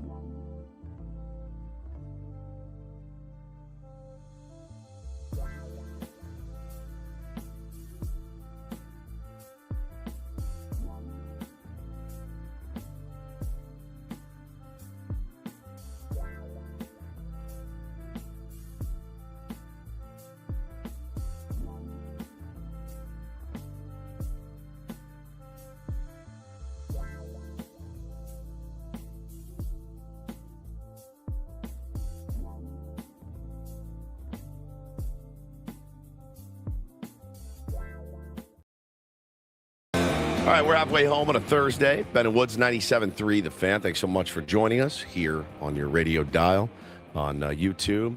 If you listen later in the day on Spotify or Apple, we certainly appreciate that as well. Just get us in you. That's all we ask. Figure out a way to get us inside of you every day. And that's our ultimate goal, right? Usually. Mentally inside. Yeah. Not auditorily. Yes, auditorially. I'm Woodsy. That's Paul Reindl, the executive producer of the program. Ben Higgins, friendly neighborhood sports anchor, Mr. Chairman. How you feeling right now? A little tired. I'm tired too. Busy week with the Farmers Insurance Open coverage, and got FanFest coming up on Saturday. I had to stay up a little later for the Aztecs game last night, and post-game highlights. Didn't get to bed until 10:45 or so. I'm always a little tired. I'm always, we're going to be at FanFest, and we're going to be talking to Jason Adam, and we're going to be talking to Craig Stammen. We've talked to Craig a bunch, but nothing's really happened since we've talked to him, right? So I'm a little nervousness about so how's it going? Good. Also, we're going to be out at spring training in 3 weeks. Going to be talking to both of them again. Yeah. Hey, fancy seeing you here again. So how about that drive out to Peoria? Am I right? What's your favorite restaurant around here? Have you tried Chompy's Deli? It's really good. I'm looking forward to that, by the way, when we get out there. It's our spring training. I went without you once. I know. When you were competing at Fantasy Camp. It was elite, wasn't it? It's always good. God, that place is good. Chompy's Deli. It's you. If we went today, it'd be us and 85-year-olds in Chompy's Deli. That's what it was. That's what it is. There. Yep. That's what it is. It's in a mall. It's in a mall. They've all got their Chompy's cards where punch cards or whatever, so they can get the 15% discount. So for sure. I got scolded by an old lady last year. Do you guys remember that? That's right. For my foul mouth. Mm-hmm. An old lady literally scolded me at Chompy's Deli. We were sitting at the table and we're telling stories, and Sammy's with us. Sammy Levitt, and we're just having the grand old time. And then this old lady walked by and just chewed me They all out. got up. They were done. Yeah. And as the four of them were leaving or whatever, one hung around and just ripped me a new one to come by and just ripped me a new one. Was I nice, or did I tell her to mind her business? You were nice. You were nice. I was not very nice. Were you not? I kind of gave her that. Why don't you mind your own business? Yeah, I'm a grown ass man. I'll talk however the F I want to talk. Like I didn't that. say that to her. I tended to agree with her. I thought you were being God. a little Of course you did. too loud with your I was just being demonstrative. colorful language. As I am. I'm a It's demonstrative okay person. to use those words, but you don't want them to carry to other tables if you're at a restaurant. Well, I mean, again, I wasn't talking about perverted, Right. sexual escapades or anything. I just dropped an F-bomb in here or there. Right. When I was telling stories. What do we at a church? We We're weren't at a restaurant. I screaming. wasn't screaming. No. This guy's out of his effing mind, right? That bothered her sensibilities. Knowing that Ben and Sammy were the other two people and that it was a direct shot at you and me. Yeah. That's why I got a little bit. I was like, yeah, thank you. I appreciate it. I'm a grown man. Thank you. But I appreciate your concern. The strange part. Life comes full circle. Take my kids. Bo had a football game Friday night. So Hannah wasn't feeling well. So I said, I'll take the kids to dinner and you go home and relax. And we went down to Chick-fil-A and we posted up, and it was about. You definitely can't use bad language at Chick-fil-A. No, that is like a church. So it's about 7:30 on a Friday night. Get our food. You guys go pick a booth. Dad will bring the stuff over. So the kids pick a booth and we sit down and we start to enjoy our meal. I'm making fancy sauce for them, and we're about to crush it. And then in the booth directly behind us, 7 broccoli-headed freaks piled into the booth right behind us. And I heard them. They were loud, and they're teenagers. My guess is somewhere between 18 and 20. And I turned around and the looked. rowdiest of ages. The rowdiest of ages. I turned around and look. And they're, what I say, 6 guys, 6, 7 guys. Every one of them full head of broccoli. Yeah, 6, 7. Every one of them with a full head of broccoli. They looked ridiculous. 6, 7 of them sitting there with their broccoli haircuts. They looked insane. And so we're eating. Taylor keeps turning around to stare, and I'm like I'm like, stop, don't look around. Bo is putting his head to the side, and he's looking directly at them because they start talking about girls in a very negative way. Not a negative, well, in a very objectifying way is the word I'm looking for. Correct. And I didn't even know where the story was going. There's some untoward language being used. Then they start talking about a kid they used to bully. And I'm like, sorry they felt for their actions. They were laughing incessantly, and they said that they called him a fat inbred P word. And they said fat inbred P word 30 times. So there's my children, who, by the way, have heard it all. Okay? They've heard it all. So I thought to myself, I weighed it out. Do I actually, at 50 years old, turn around and go, hey, you got little kids over here? Or would that be massively hypocritical? I think it would be massively hypocritical because I didn't say anything. I just said, hey, quit staring over there. Finish your nuggets, finish your fries, and let's get the hell out of here. But it gave me the biggest panic. I was panic-inducing because I'm going, this is going to be my kids in for Bo, it's going to be him in 8 years, 9 years.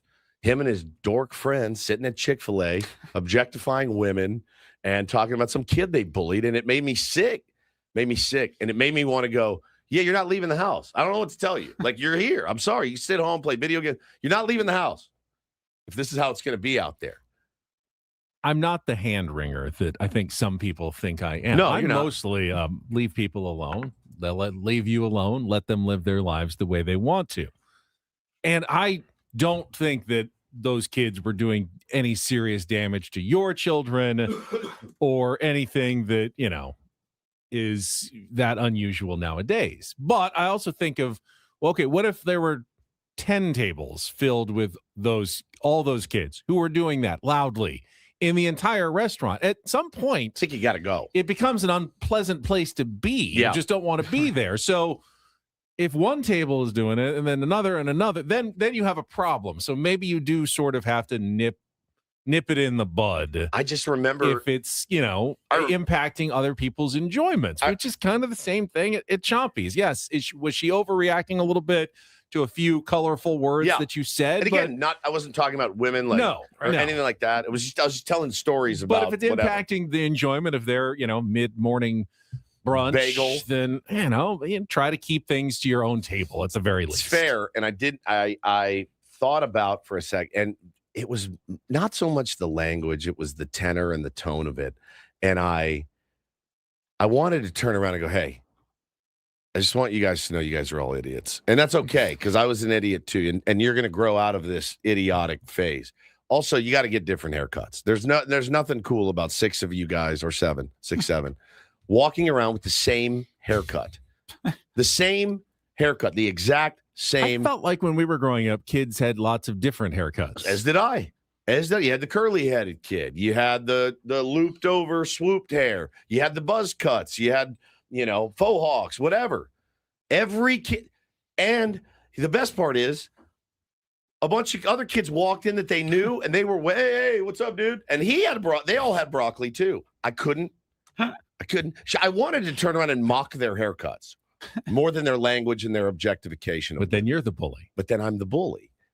But I also remember being getting my hand slapped when I was a kid, at the mall or something, and being rowdy and just being 18, 19. It just kind of comes with the territory.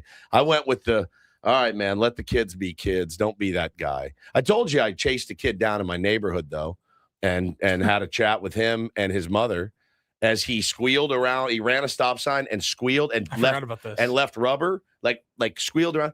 I go, I don't do this. And I pulled up and go, hey, buddy, I was 16. I was an idiot.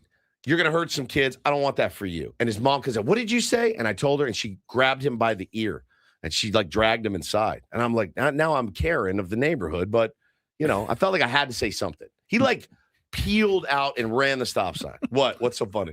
You'll see in just a second. You'll see it in a minute. In our YouTube chat. Oh, that's it. The broccoli haircut. God, I hate this haircut. Now, this haircut, it enrages me. I've got one more question about this incident. First, though, this hour at 97.3 The Fan is brought to you by GL Pools, the company trusted by thousands of San Diegans to keep their pools sparkling, swim ready, and expertly maintained. Call GL Pools now and say radio for a free month of service. Is it on the employees of the restaurant? I feel so bad because it's Chick-fil-A. They're so friendly in there. Well, they they're are the very friendly. They're very proper. They're trained to be very polite, proper, They didn't say a prim. word. And they didn't come and say anything Not a to word. the kids at the table, because it can't really be the job of the customer to police the other customers. It really has to be the job of the employees and the manager, and however they want they're established. I mean, the manager should have walked over to that table and said, hey, if you want to talk like that, take it to Carl's Jr. where it belongs. Yeah. Hey, latrine lip, head on down to Taco Bell, okay? More your speed. This is Chick-fil-A. This is a fancier. We have standards. There's standards here. M.M. McKees is the proud mom of a teen with broccoli haircut. He has amazing hair. All right. Okay. But they didn't say anything. They just let it continue. It just went on, and then we ate our customer is always right. We ate our food and we laughed when we left. And Bo goes, "Man, those teenagers were kind of scary, Dad." And I go, "Yeah, teenagers can be a little scary." I go, "Hey, just so you know, get used. Like when you're going to be older, kids are going to be messing with you for the rest of your life. They're going to chase you through the neighborhood. They're going to try to beat you up. Like this is life, bud." But it was. He goes, "I thought they were going to hurt us." I go, "Well, I'm not going to let them. I'm not getting beat up. I don't care how many broccoli headed freaks come at me. I'm not going down to 6 or 7 broccoli heads. I'm not going to. So quit asking." Kayla says, "Not Carl's Jr. catching strays from Ben." Oh yeah, yeah. And I have nothing against Carl. The food. Western bacon cheeseburger used to be one of my absolute favorites, but I am really confused as to why it has 2 different names in different parts of the country. Why Hardee's? is it Carl's Jr. here and Hardee's somewhere else? To make it better for you? No, like if it was Hardee's, would you eat it more? If there was just consistency across the country, like just name it and just stick with the name. I don't like that with the supermarkets either. Like, is it Albertsons or is it Kroger's or is it what is it? Why can't you just have the same name for it everywhere? They've got the Big Mac. We've got the Big Mac. I want to know have no seeds. I want to know what I'm going into in a different part of the country. Like, I want my standardization. Don't change the name on me just because I've crossed state lines. I'm sorry to all the broccoli heads out there. You'll grow out of it. And the best part is when you're 30, you're going to look back at your your haircut and go, what an a-hole I look like. Not only me and all my friends patrolling the streets of Encinitas. Just on any our group photo of you and your friends, you're all wearing the exact same It looks like haircut. a stalk of broccoli, dude. It really does. It just kills me. It just kills me. So anyway, when we go back to Chompy's here in a few weeks, I'll make sure to clean it up for sure. Adam chimes in. Checkers and Rallies are the same thing. Checkers and Rallies, too. same thing. Albertsons and Vons. Yeah. I don't know. I mean, what's your relationship here? Best food, Mayo, is Hellman's somewhere else. Where I'm from. Yeah. It's true. Yeah. I mean, it's got to be cheaper just to have one label for everything as opposed to have I had 2 separate Safeway ones near everywhere. my house growing up in Seattle. Came down here and realized that was just Vons. Yeah. That's crazy, man. Matthew said he had the JTT. What's JTT? Is that Jonathan Taylor Thomas? Oh, okay. He had the butt cut. From the Home middle Improvement. Yeah, the middle part. Butt cut, just a thing right down the middle, and your hair kind of flaps over the side. Yeah, it's a tough look. I had the swoop. I used to style my hair. Remember the girls all had the Jennifer Aniston Oh, yeah. for a long time. Yeah. We used to actually style our hair, Rachel. a swoop here, and then lay your hat on top. I mean, we look like idiots. Idiots. There's no question. So I say it from love because I've been there. I had an absolute flat part. Like just when I was a kid every single day. With those big wings off the side. Just a flat down part. Just straight down. Straight across. Like part. Like just Adolf Hitler. comb. Adolf A little bit with the part. A sharp part in my hair. And then a line. A sharp part right. Would you see here. like the white line? And then you have the white line and it would part it. Yeah, give me the I'll take the Adolf. That's it. Very I cool. didn't say it. Your mom did. This is my mother. I had the parted hair. I'm gonna That's need what I had. I'm gonna need some pictures. Adolf Hitler. Ben at his barber. Ben at his barber chair. What would it be today, sir? Adolf Hitler. Okay, no problem. Let me just get this going. what a clip to be taken up. It's so good. All right, when we come back, we're going to play a little seed, real or fake. We're going to try to qualify another Tier 1 for the trip to Las Vegas to see Sammy Hagar. If you want to call now, 833-288-0973. Play our Throwback Thursday game coming up next, 833-288-0973. Is it your favorite dictators coming up? More Ben Woods on San Diego's #1 sports station, 97.3 The Fan. Speaking of Ben's personal appearance, SDFatLoss.com certainly helped me in that category. And hey, yeah, we all have a little bit of vanity. And yes, it's good to lose weight for your health, heart health, cardiovascular fitness, whatever. We all just want to look better on our clothes. And that certainly worked for me with SDFatLoss.com. Lost 40 pounds in 60 days. You can expect about the same if you go through the program. 10 to 20% of your body weight in 2 months. That's up to a pound of fat per day. Eating real foods. They don't ask you to buy any meals, no shakes or bars. You're setting your own meals and you're eating your own stuff. And it made a huge difference for me, thanks to the great advice I got from my counselor, my coach at SDFatLoss.com. And then when you lose the weight, it makes it so much easier to keep it off in the maintenance phase after you go, because you're not switching back to a totally different diet. After 2 months, you're kind of eating the same thing. You're adding a few things back. You're eating a little larger portions to maintain the weight, but you haven't really changed that much. And it makes just all the difference in the world. No injections with the scary side effects. No exercise necessary to lose the weight either. So many success stories in San Diego. So many Tier 1s have lost so much weight. You can be next. And you can still get 20% off here in January. Their New Year's sale extended due to popular demand just by going and setting up a free consultation at SDFatLoss.com. That's SDFatLoss.com. Results may vary.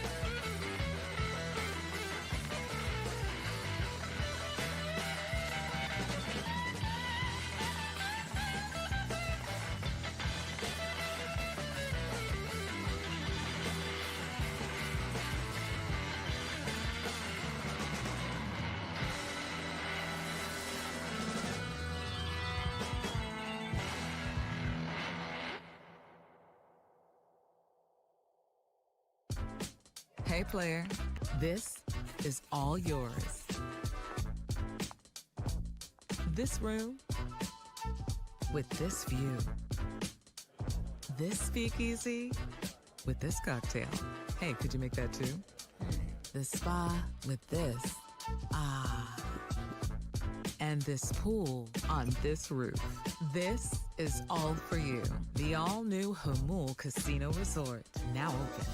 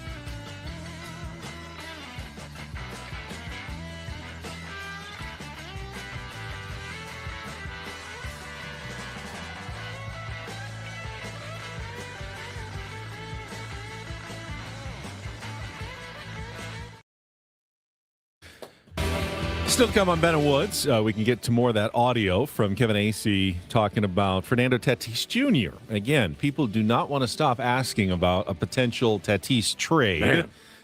Play what Kevin had to say about that on the Foul Territory podcast. We can also follow up on the Pro Football Hall of Fame Bill Belichick story, which doesn't seem to be going away anytime soon. They're trying to out the people who did not vote for Bill Belichick for the Hall of Fame. Also saw a hot take as to, well, why not just correct it? I mean, if we all know that he's a Hall of Famer, override the rules. Just override your rules and say he's in. Would anyone be upset by that? It would certainly not follow the protocol. But yes, is that a slippery slope? It is. It's a very slippery slope, but sometimes just doing the right thing is the right thing to do. We can debate that. We don't do a lot of debate, but we can debate that coming up a little bit. First, though, we got a contestant on the line. It's Throwback Thursday, so let's play a little Real or Fake. Some are here for the compelling sports talk with Ben and Woods. You can go plow through another donut. It's time for Real or Fake on 97.3 The Fan. Tell the people what they'll win today. What you're playing for today is a chance to qualify for our grand prize drawing trip to Las Vegas to see Sammy Hagar and his residency at the Park MGM Dolby Live, plus a 2-night stay at the Park MGM and a $100 gas card. Tickets are on sale now at Ticketmaster.com, and we got Jawad joining us as our contestant today. Hello, Jawad. Hey, how's it going? Good. How you I'm doing? good. Oh, by the way, Real or Fake brought to you by Bay Alarms, security and fire alarms for every business. We got you. I don't know if Woods is going to love this one because you always say no sports. Oh, boy. But I was kind of hitting a creativity wall Just yesterday. text me next time. So it went topical today. Just text me. For Real or Fake, Jawad. Oh, sorry, Jawad. Okay. You hear the groan? I know. In 1952, Ted Kroll won the very first San Diego Open tournament, now known as the Farmers Insurance Open, which begins in less than an hour. Is he out of his mind? Since 1968, the tournament, of course, has been played at Torrey Pines. Torrey Pines. But in the 16 years prior, it hopped around to a few different venues in San Diego County. Today on Real or Fake, I will name a golf course. He's dead. You tell me if it was ever a real host of the Farmers Insurance Open. It's like a history lesson. It's a history lesson for San Diego. Bro, you just described my whole career with this man in that groan. All right, go ahead. I think some people will be kind of fascinated. And Jawad, you just need 4 out of 7. Your dad will. It's 50-50. You can guess. All right, round number 1. Did it ever host the Farmers Insurance Open or whatever it was called by the name? Singing Hills Golf Club. Down there I'm in phoning up Oklahoma. right away. What are you going with? Lifeline? Oh, God. Lifeline. Singing Hills Golf Club. Now home of SDFC down there. I'll say real. He says real. Jawad, you going to agree with Woods and his vast golf knowledge? I'm going with Wood. You guys are correct. Yeah, it is buddy. real. It did go to Singing Hills You Golf burned Club. your lifeline. All right, we got only 3 more right answers, and you are good to go. Let's go round number 2. Stardust Country Club, now known as Riverwalk in Mission Valley. Man. Real or fake? Host of the San Diego Open. Mission Valley. That's a really nice area, I guess. Or kind of. I'm going to go real. It is I was gonna say real. fake. Yeah, Wow. no, it actually did get played at Stardust there in Mission Valley. All right, that's 2 correct. Let's go to round number 3. La Jolla Country Club, real or fake? It sounds too real. Oh, I mean, La Jolla is super nice. Super nice. But Yeah. he's a trickster. Don't forget, Jawad. Okay. Fake. All right. It sounds too good, so I'm going to go fake. Yeah, agreed. Yes. Great course, but not a great spot to host a PGA Tour event because it's small and there's no parking or anything, so they've never done it there. You are 3 for 3. All you have to get is 1 of 4 right, and you are good to go. All right, let's go with Rancho Santa Fe Golf Club. Real or fake? I have absolutely no idea. I don't know any of these courses. I'm going to go fake again. Yeah. It's real. Damn They it. did actually hosted at Rancho Santa Fe one year. That's okay. You got 3 more chances. Let's go to round number 5. San Diego Country Club. Real or fake? Down there in Chula Vista. God, it's heavenly. Yeah. Place is amazing. I'll go fake. I'd say real. Legendary history. Billy Casper from my San Diego. That one is All right, real. okay, we're still All right, good. no, you got 2 more chances. boy. Round number 6. Rancho Bernardo Country Club, now known as RB Inn. Real or fake? Host of the San Diego Open. Former home of the Ben & Woods Open. True. Did we host our course at the same place they hosted the San Diego Open? Oh, gosh, this is tough. I'm going to go fake. Yeah, fake. Oh my God. Oh, real. Oh, no. All right. no. This is All gonna be right, an all-time this pant S on This this is show. like, hey, Holy, Jawad, this is like 23 scoreless innings here, bud. You gotta just get need this 1. one. All right, for the last round, round 7. Oh my God. Real or fake? Palma Valley Country Club, way up there in the north of San Diego County. Real or fake? Host of the San Diego Open. Beautiful course. No, I've done like 3 fakes in a row. I mean, I'm just going to go with the odds and say fake. Fake. Boom! Yes, thank God. Nice job, Jawad. You that scared me snuck to it death. out in one of the more roller coaster games we've ever played of real or fake. Man.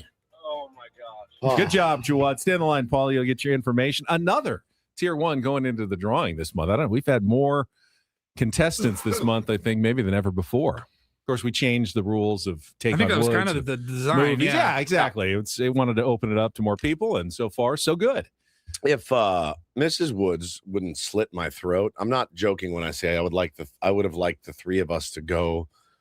I think we would have had a great time to go see Sammy Hagar together because we interviewed him and he loved us. He did. He wrote a text about how much he loved us. And I was like, man, we drop a text, go see Sammy Hagar in Vegas. We'd have the time of our life. Eat at the fancy restaurants Ben likes. We got March or September, 2 different residencies. So it's not March out of or the question September. that we could still make it happen. Yeah, it is. I mean, you could do it like a one night to Vegas. That's no fun. Just a quick flight in, flight out. That's no fun. Maybe Mrs. Woods will soften her stance. Maybe she can come with us. Maybe she can soften her stance on it. I meant like a show bonding. Go see Sammy, the Red Rocker. We'd have a blast. You think we can get backstage passes? That's what I was thinking. Like, I've never really been backstage. Oh, God, I never have either. I've been back. What does it actually look like to be backstage? Where do they put you? Are there different degrees of backstage? Yeah. Right. Like I imagine there's like you can get in the artist's dressing room. Yeah, You can actually like go into the dressing room of the person who's playing. One of the craziest things ever. I don't we got time.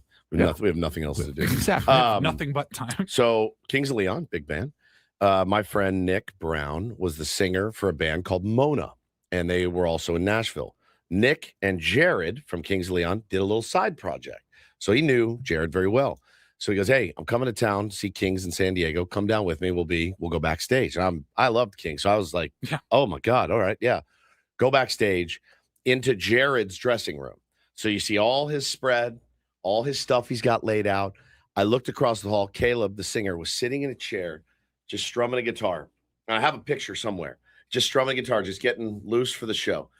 The drummer, Nathan, was back kind of playing on a drum pad. It was incredible. Talked to the guitar player, Matthew, in the hallway. Isn't the point of, if you're the star and have a dressing room like before the show, that you have a private space to prepare and get mentally right? And if you have all these kind of people with backstage passes just shuffling it was through, just I it was feel just like, two of us in his room. And the best story I got is I'm looking at all his rider stuff, the stuff that he got on his rider.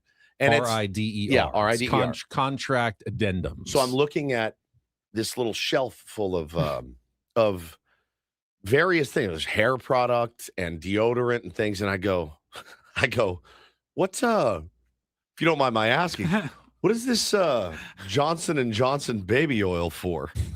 And he started laughing. And I go, he's like, you don't want to know. And I go, and I'm laughing. I'm like, which made you want to know even more. Yeah. And I go, no, for real. Is it? And he's like, no, it's not for that. He goes, this is like the most embarrassing Cool thing. jerk. It's the most embarrassing thing ever. He goes, before I go on stage, slather it up and down my arms because so when I make play it bass, shiny. it looks cool in the lights. And I go, that's the greatest thing I've ever heard in my whole life. And he's laughing. He's like, yeah, old rock star trick. And I go, that's incredible. That's an incredible, incredible story. But this has given me an idea. And I'm throwing out whatever content we were going to do or not do in our next segment. Come backstage with Ben and Woods. We have a contract coming up. Yeah. What writers would we want? Oh, the rider, Ben and Woods rider? For the Ben and Woods contract. Ooh. Let's think about that, and we can answer that question when we return with more Ben and Woods on San Diego's #1 sports station, 97.3 The Fan. Well, part of my rider was already taken care of last year when Michael, Big Boss, they decided to get the Eco Water system put here at work. I've got it at the house. Absolutely. I've loved it every day since I've had it, and they got it put into work. So now I'm covered, man. I come to work. If my jug is empty, I fill it up here, fill it up at home before I come here. Eco Water, the best water that you can drink, best water you can get to your family. Eco Water SoCal brings the soft life right to your kitchen sink with mineral-rich alkaline water, balances your pH, fuels your body. It is the best water you can have. No plastic, no poison. Satisfaction every single time. Their number is 760-350-3338. Again, 760-350-3338 or ecowatersocal.com. I had a competitor in the market text me about a week ago. What is that? Is it really good? Do you really like it? I go, yes, I really, really like it. And thanks so much for listening, my dear. I really appreciate you. Let them know that I sent you. Not everything in life should be hard, especially your water. Eco Water, they've been keeping it soft since 1925. ecowatersocal.com.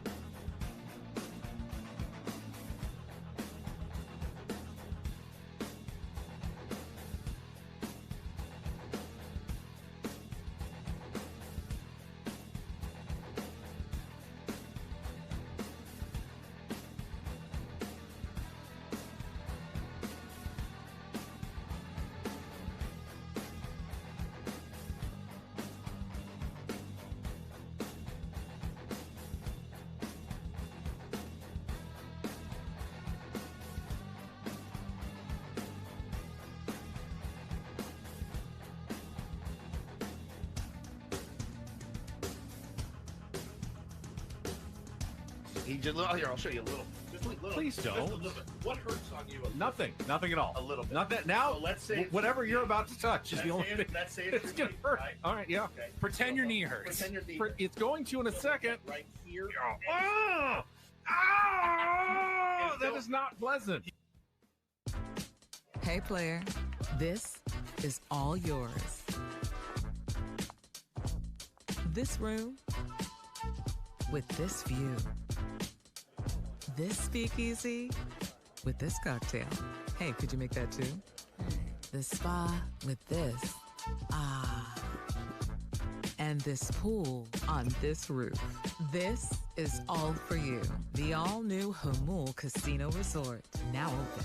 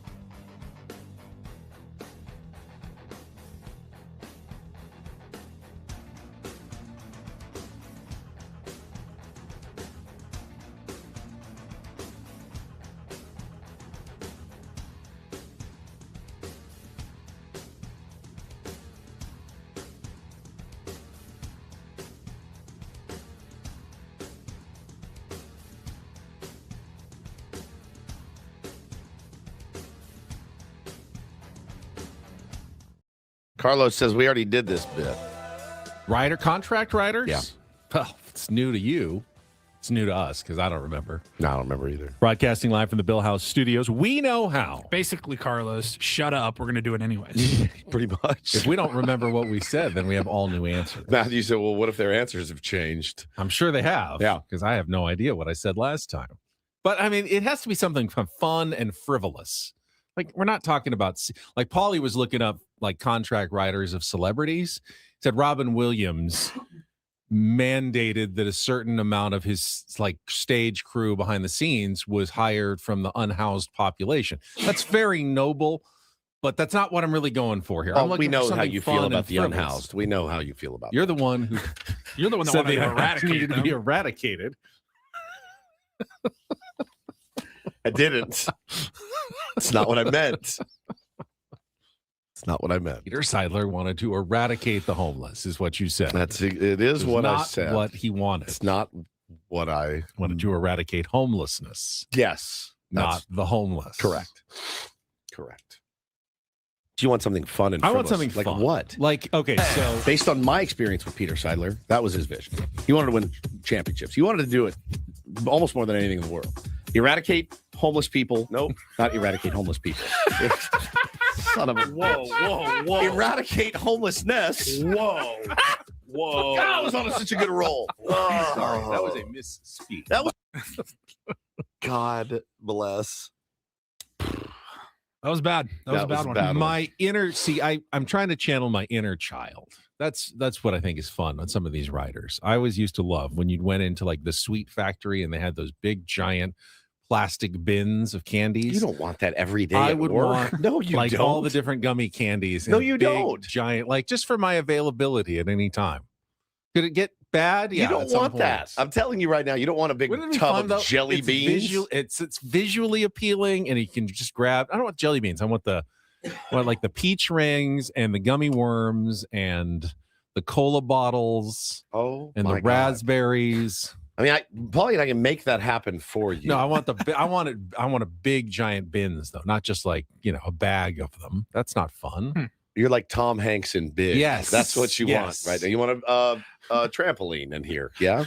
Soda machine. Some soda machine, yeah. I don't have any real desires. Like, I love that there's Eco Water here. I do. That's great. I don't really eat the food that they bring in because I'm trying to not eat donuts and bagels. They're great stuff. I'm not disparaging them. It's great stuff. I mean, an espresso machine in here with a barista would be nice. Maybe. Yeah, we don't even have a vending machine anymore. It's true. There's not even a vending machine. So that would be something I'd be interested in potentially. What a vending machine, but it's all free and it's just for you. All free and just for us. Yeah, I'd love it with some healthy options in there. You could just push whatever button Nuts you wanted. and almonds and things. Yeah. I don't know. I'd like some fresh fruit brought in every morning. Ooh. Yogurt bar, perhaps, like at fantasy camp. Yes. Yeah. Granola, fresh fruit, some car service. Car service would be elite. Think of how much prep you could get done on that 30 minutes, just sit in the back seat of a car or every just morning. Take a nap on the way in, drink coffee, listen to music. I guess remember that's what I do anyway.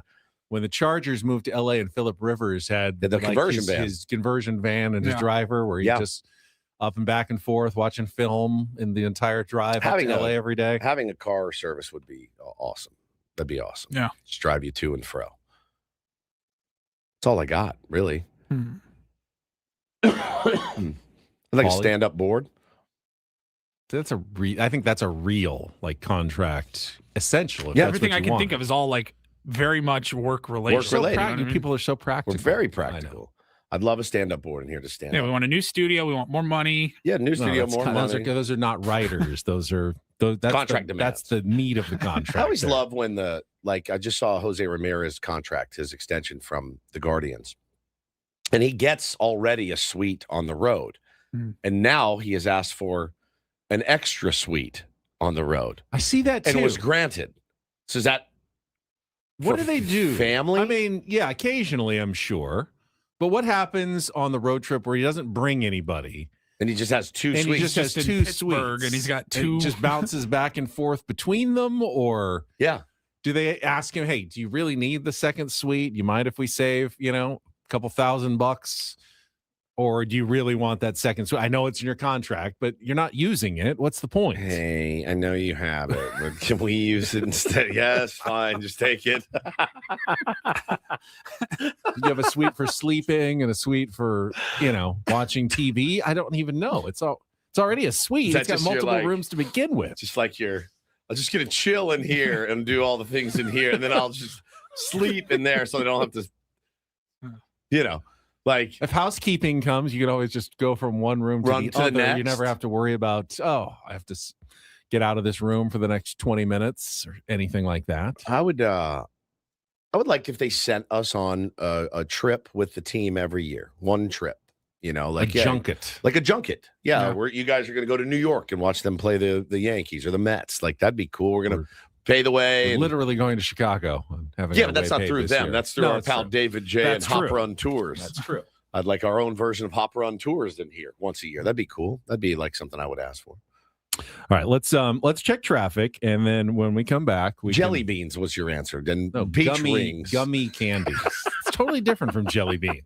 And not just bag, the big one. Where you want a bin? I want like the whole back behind us, like a sweet factory with the entire assortment of gummied candies. And you just have the little thing, and you can help yourself. Just help myself whenever I want it. How does SD Fat Loss feel about that? Yeah, you'd be a whale. I wouldn't necessarily eat it every single day. So what is it there for?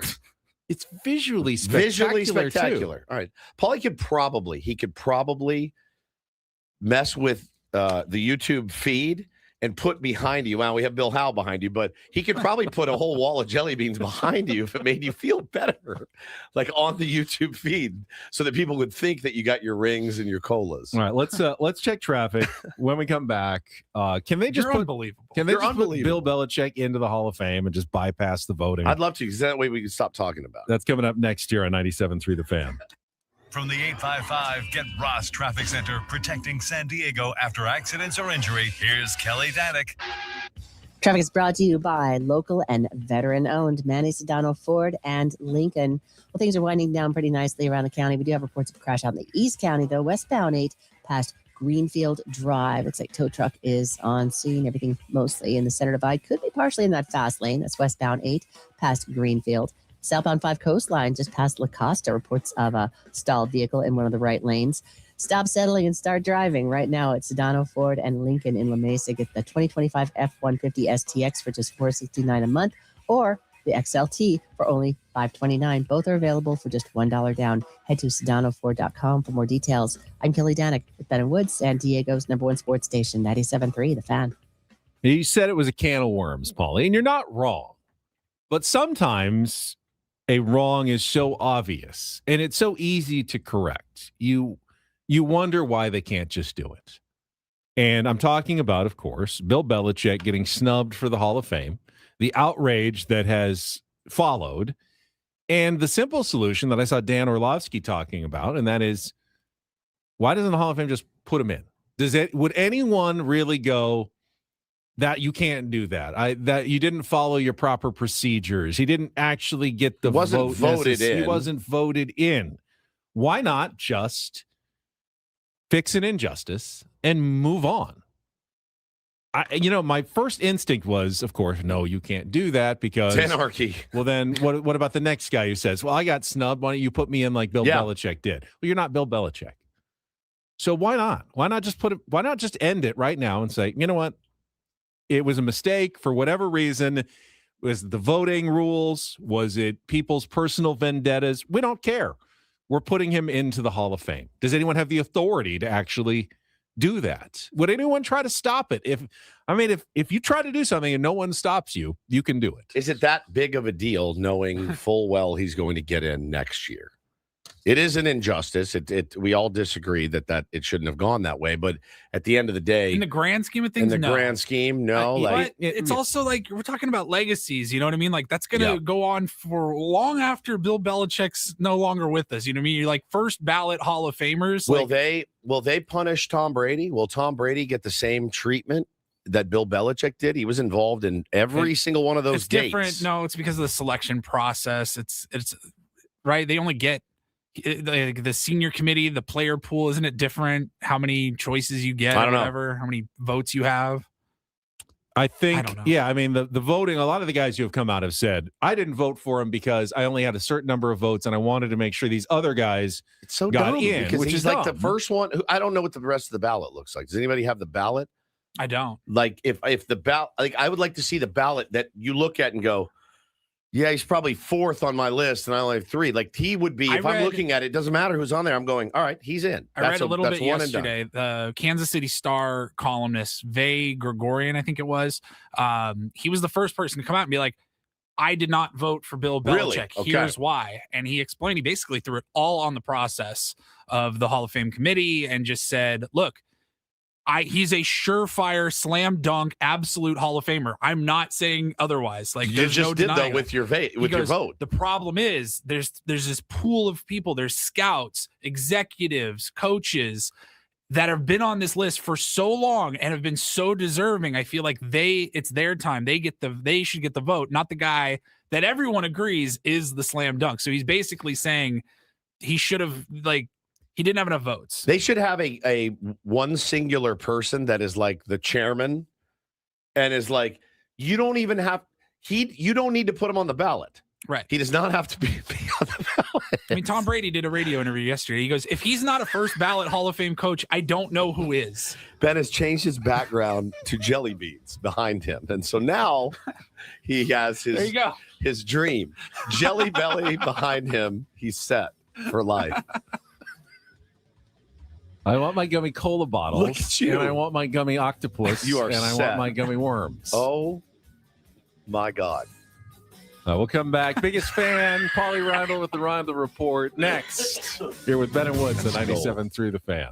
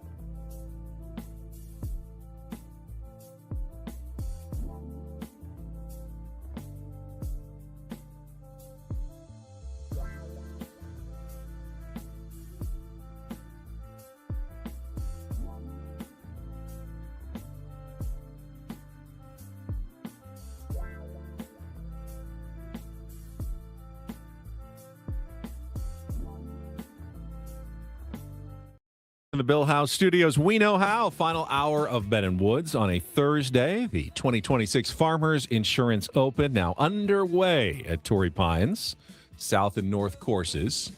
Well, you could actually turn it on television. They got some bonus coverage on ESPN this morning. Please don't. From 9 to noon. I need you strong for one more hour. Just lock in. Lock in. You're not curious to see Brooks Koepka teaming off in about 30 minutes? I am curious. I thought you would be. I'm more curious as to how we finish the show strong. That's it. Mm-hmm. Right? I have Jason Day based on your recommendation, so you better not have let me down. Hopefully I didn't. He's always a very strong player at Torrey Pines, and he had a great finish last week, rallying, I think, finishing second place behind Scotty Scheffler. Some guy named Wode, L. Wode. That's a female player. That's Lottie Wode. Oh, never mind. Yeah. Looking at the wrong tournament. Whoops. L. Wode. Lottie Wode. Lottie Wode. She's crushing right now in her tournament, Ben. She's one of the young in Orlando. Rising stars on the LPGA I should have known. Tour. Nelly Corder's right behind her at 3 under. All right. Good job, Lottie. All right. When did the tee off is not now? It's I believe right the now? first tee time looks like 9:10 a.m. Okay. So 9 minutes from now, actually. All right. Oh, we got the biggest fan. Yes. We'll have our Rondo Report headlines coming up. But first, it is time to announce this morning's biggest fan. If you hear your name called, and I believe someone is about to hear their name called, you'll have 10 minutes to call us at 833-288-0973 and qualify for our grand prize, 20 tickets for you and your friends for a night in our Odyssey Suite at a Padres game this coming season with all the fan staff catered by Spiro's Mediterranean Cuisine. Don't need to belabor it anymore. This morning's biggest fan is Jocelyn South. Oh, she's a big fan. Oceanside. Big fan. Jocelyn. You got 10 minutes. I bet you won't need the entire 10. 833-288-0973. Register your name at 973thefan.sd.com/biggest fan. And while Jocelyn dials us up, Paulie can get us started with the Rondo Report. And get things started here with our today's edition of the Rondo Report. Now tuned into the greatest. Welcome to the Reindl Report with Paul Reindl. Hi, Paul. All right. 2 stories from the world of sports that we haven't gotten to yet. We'll start off in Major League Baseball. And 1 story that you didn't know you needed. Are you laughing, biatch? It's the Reindl Report Hey, Paul, how you doing? Okay, how are you? on 97.3 The Fan. Are you ready to bless the mood? I need some help, please. That was good. Can I get a yeah? Oh, yeah. All right. All right. We were just laughing again at the okay. How are you? It just gets me every time. All right. Okay, how are you? Jocelyn, you want to chime in here at any moment? Go ahead. Hi, guys. Good morning. You're supposed to say, all right. Yeah, you're supposed to say, all right. All right. How are you doing? All right. Okay, Lovely. how are you? Lovely, Ben. I'm great. Good. I Okay, love how are talking to you? you guys. Thanks for calling my name. Of course I was You're welcome. listening. Our I'm pleasure. Can't really streaming. give Our us any pleasure. credit. As I've said before, I have no discretion over which names pop up on my list. It was just you today. Thank you for calling in, and thank you for being such a great Tier 1, Jocelyn. We love you. Thank you. I Love love you too. you. Love you too. Bye, Jocelyn. All right, man. That is just incredible. Oh, It never fails to get me. Okay, how are you? It really is one of my all-time favorite drops. Didn't even happen on our show. It's just top tier. Oh, man. All right, let's get started here. Full disclosure, just 2 stories. Couldn't find a third one that was good enough. Wow. Okay, how are you? We'll just play that. That was our first story. That fun clip. Okay, how are you? All right, moving on. We will go to the NBA now. Woodsy, you actually you asked us about this I did. before the show this morning. You asked, "Are they really going to trade Giannis Antetokounmpo?" Right? Because it sounds insane. And I go, "Oh yeah, this has been in the works now for couple years? months, Well, Months? years really, Year? but Okay. yeah, certainly for months." And so the trade deadline is 1 week from today in the NBA. In case I knew you knew that. I knew that. It's for the people out there. But for everybody else that did not know, yes, Yes. the trade deadline is next Thursday. What's the up? The 5th. playoffs started in a week. yesterday. Yeah, we had to tell Woods, no, the All-Star game happens in like 3 weeks. How far along in the season are they? Like, literally just hit the halfway point. Ooh, I think it'll be our first night in Peoria before our first spring training show. That's the night of the All-Star game. Wow. Sunday the 22nd. We'll be at Bubblegum Shrimp. So, sorry. Yes. But I'm reading here this morning from Shams Charania with ESPN. And yes, he is saying that the two-time MVP is absolutely ready for a new home. Several teams have made aggressive offers to the Bucks. It's always one of those things when a superstar like Giannis is so disgruntled, though, kind of takes away a lot of leverage for the team. It does. If you're the other one of the other teams looking to get him, you don't have to necessarily throw out your A package of players. But you're going against what's got to be 7 other teams, right? So you want to make sure you best their package. So Shams' sources list the Miami Heat, the Minnesota Timberwolves, the New York Knicks, and the Golden State Warriors as the top. Him on the Knicks sounds, I can see it already. So I've always gotten the sense that Giannis would have wanted to stay in Milwaukee, but how'd they blow it? Well, by going 18-27 and being 12th in the Eastern Conference, they haven't been able to put a team around him anymore. That's tough. And he doesn't want to play on a terrible team, which is understandable. He's too good. They don't want to waste the prime of your career. Yeah. So send him to somewhere relevant. And the Bucks kind of have to rebuild. Obviously, Damian Lillard gone. It's a new era. So that stinks, man. That stinks for the people in Milwaukee. It does. He got him a chip. They did. He got him a chip. Hell yeah. And You're right. just That's what you always say. they haven't put anything around Thank you. Thank you for getting us a chip. And we wish you well. I'm sure that's not how the majority of them feel. Maybe they understand. You do find a lot of teams, a lot of fans going, no, I totally get it. I wouldn't want to stay here either with the way that they're running that team. I don't know all the ins and outs, but he's such an elite player. LeBron, the same thing happened the second time he left Cleveland. It was a little bit different, but kind of the same in that everyone in the world knew the stars had written it out. He was going to LA. Yeah. And he won them a chip, and everyone was like, you know what, man? You got us our one. We're good. We get it. We understand. So I don't know what's going to happen, but expect a big trade in the NBA in the next 7 days. Man. And then finally, I'll wrap it up here. I got a nightmare story, nightmare scenario. Love this. So there is an app out there that claims to be able to help you as an adult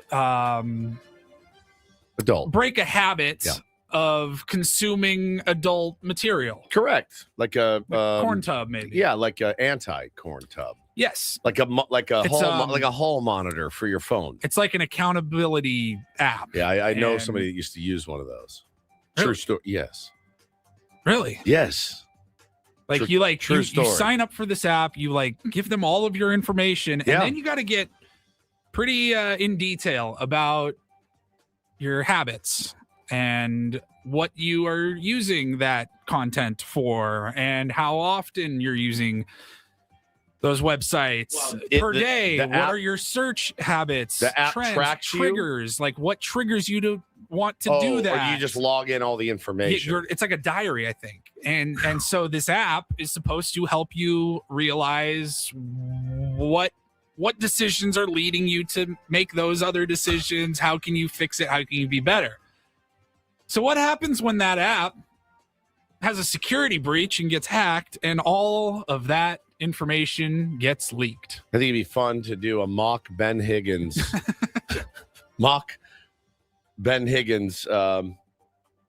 diary. Because that's what's happening Find right out now. your likes and dislikes and what triggers you and frequency of explicit content consumption. But you have to log that in yourself? No, it tracks your on your phone. Yeah.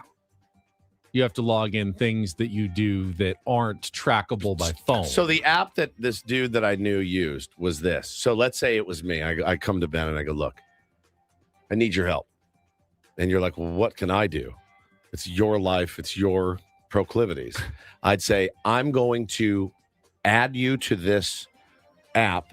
So if I go my free time and look at one of these, it will notify you.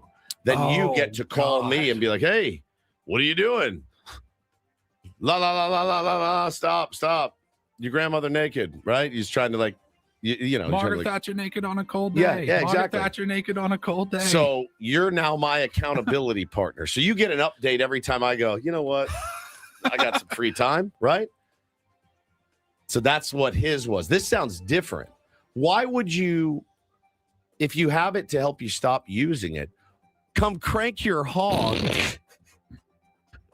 If you have it to stop using it, I don't want to do this anymore. So let me put in, these are the things I might be I think searching. it's supposed to use the software, or whatever. It's supposed to, like, okay, you said you were bored. Yeah, bored is a That's what trigger. led to this. That's a trigger. About 95% of the time. I'm just bored. I need to kill 45 minutes. 45 minutes ish. So wait, why 45 minutes? Like, well, why is this, first of all, necessarily a problem? I mean, anything you do to excess that impacts, the rest of your life. Like, I'm not going to work because I'm staying home, then it's a problem. But like, Woods, would you say you have a problem? Me? No, not at all. 45 minutes. Kayla says I need to read more books. I read tons of books. I read all the time. But if you're bored, yeah, it's not considered, by doctors like an unhealthy habit. No, but I think looking at that could be considered unhealthy. It's it's like a drink won't hurt you, but 40 drinks will. Exactly, right? Exactly. If anything you're doing to excess that you're trying to cut back on, if you have a tool that can help you cut back, that's great. I just don't know that we've established what truly is too much. Well, the problem is now is this info is now public. I'm I assuming think it's like 600,000 accounts. 600,000 accounts now on the dark web where they're like, oh, cool, there's my dad, and he's really into this and that, and like Yeah, the now article your I'm- name's out. Is your name on there? The article that I'm reading, it says we don't even want to say the app. Right. Because they alerted the developer of the app about this back in September. Like, hey, there has been a breach. And they go, yeah, we don't really, it doesn't look like that on our end, or something. Like, they kind of dismissed it. And the reporter or the author of this story goes, so I made an account. Yeah. And my researching partner was able to see on the hacked files a new account was just created. Like, they were able to see everything. It's unbelievable. So the developer is kind of just like turning the other cheek and pretending this didn't happen, but everyone else is going, this is really not okay. And the worst part of the story is a lot of those, not a lot, but a percentage of the people, the 600,000 accounts that were leaked, were like minors, like kids that were like, hey, I have a problem and I don't want this to be a problem. And now it's, hey, not only is and it a problem, they were trying to better themselves. Now it's out in and now public. that information's out there as well. Now it's out in public. Yikes. Listen, I thought Security breach, data hacks, is it not scary stuff. is it man. not common sense to, like, let's put everything that I'm into this app and give it to this guy to hold, because it might get leaked. Like your search history, yeah, somebody can find your search history. I wouldn't be the most proud. I mean, the incognito tab isn't really Fake. incognito. It's not incognito. Interesting. You're very quiet during this. Why?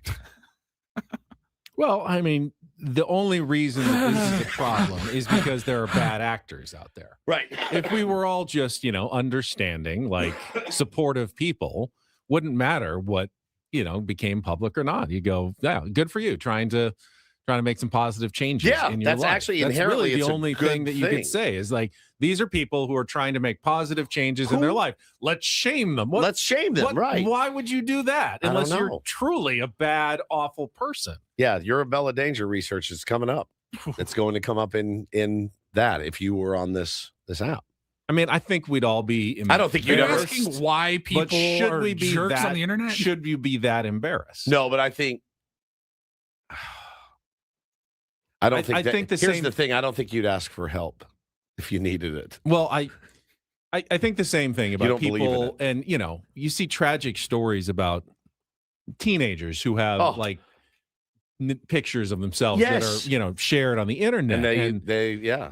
Oh, it's and- awful. It's terrible. But ultimately, it's like, okay, we all have bodies and everything. Yeah. There's nothing really to be ashamed of. The people who should be ashamed are the ones who are causing you any grief or pain over this. No, they're just trying to it's like extort you and trying to get money. I think there's no shame for like, you. It's the shameful people are the people who are looking to exploit. Yeah, it's probably the scariest. So, we've talked about it a little bit. The sextortion part of the internet nowadays. It's probably not having kids. It would be probably a top 1 or 2 fears. It is. It's up there. The world that we're ushering these children into. It's terrifying. Yeah. But that's why my wife, that's why we're going to be psychotically vigilant about what they can see and what not. But you say that, but yeah, true. Eventually, 15-year-old Bo is going to have his own phone. Yeah. And I'm going to be honest. He's going to be able to do whatever he has no idea. Paul, you have no idea the level of don't give an F that I will be like, I'm sorry. Yeah, I'm absolutely tracking every move you make, buddy. Every single move. Which, that's what I'm going to try. That's how we're going to start. But it's sad, scary. I would hate, you'd hate if you were like literally trying to better yourself. Yeah, it's like going to an Alcoholics Anonymous meeting and then you walk in like, hey, this guy was in AA. You're like, I'm literally trying to stay sober here. What are we doing? Yeah. I mean, our response should be good for you. It's anonymous for a reason, You don't go in and read. Let me read the minutes of our AA meeting with all the people that were in there. No, it's anonymous for a reason. You personally, I think, are incredibly good for everybody that listens to you. Well, thank you. Because you are shockingly open and honest about yourself. Correct. And, the good, the bad, the ugly. The ugly sometimes. Yeah. But we all have that. You're just willing to talk about it. And the fact that you're willing to talk about it, I think, makes everybody a little more comfortable just in how they approach their lives, hopefully. I think I don't think I would ever use that app. And the one that my guy that I knew used, that freaked me out. Like, why am I going to put my issue on somebody else that then has to call me and be like, hey, man, I see you went to war 3 times last week. That's a little bit more than we talked about. Like, who is he? Why is he my self-seduction, czar? The chairman is over there telling me, hey, it's a little too much, right? I don't want to burden you with my problems, right? You're just nodding. I mean, if you have a supportive friend and they're willing to be supportive. Oh, I know you would do it. I know you would support me, but I would also feel like I'd be calling him to make side deals. Hey, listen, I need you to ignore your email for the next 40 minutes. Now I kind of want Woods to sign up for the app just so that Ben is your accountability buddy. And then you can do a report at the end of the year. Not bad. Not a bad idea. Notification. Yeah. Ben, how many notifications you get in 2026? Paulie, that may be one of your best ideas of all time. Of all time. That's crazy.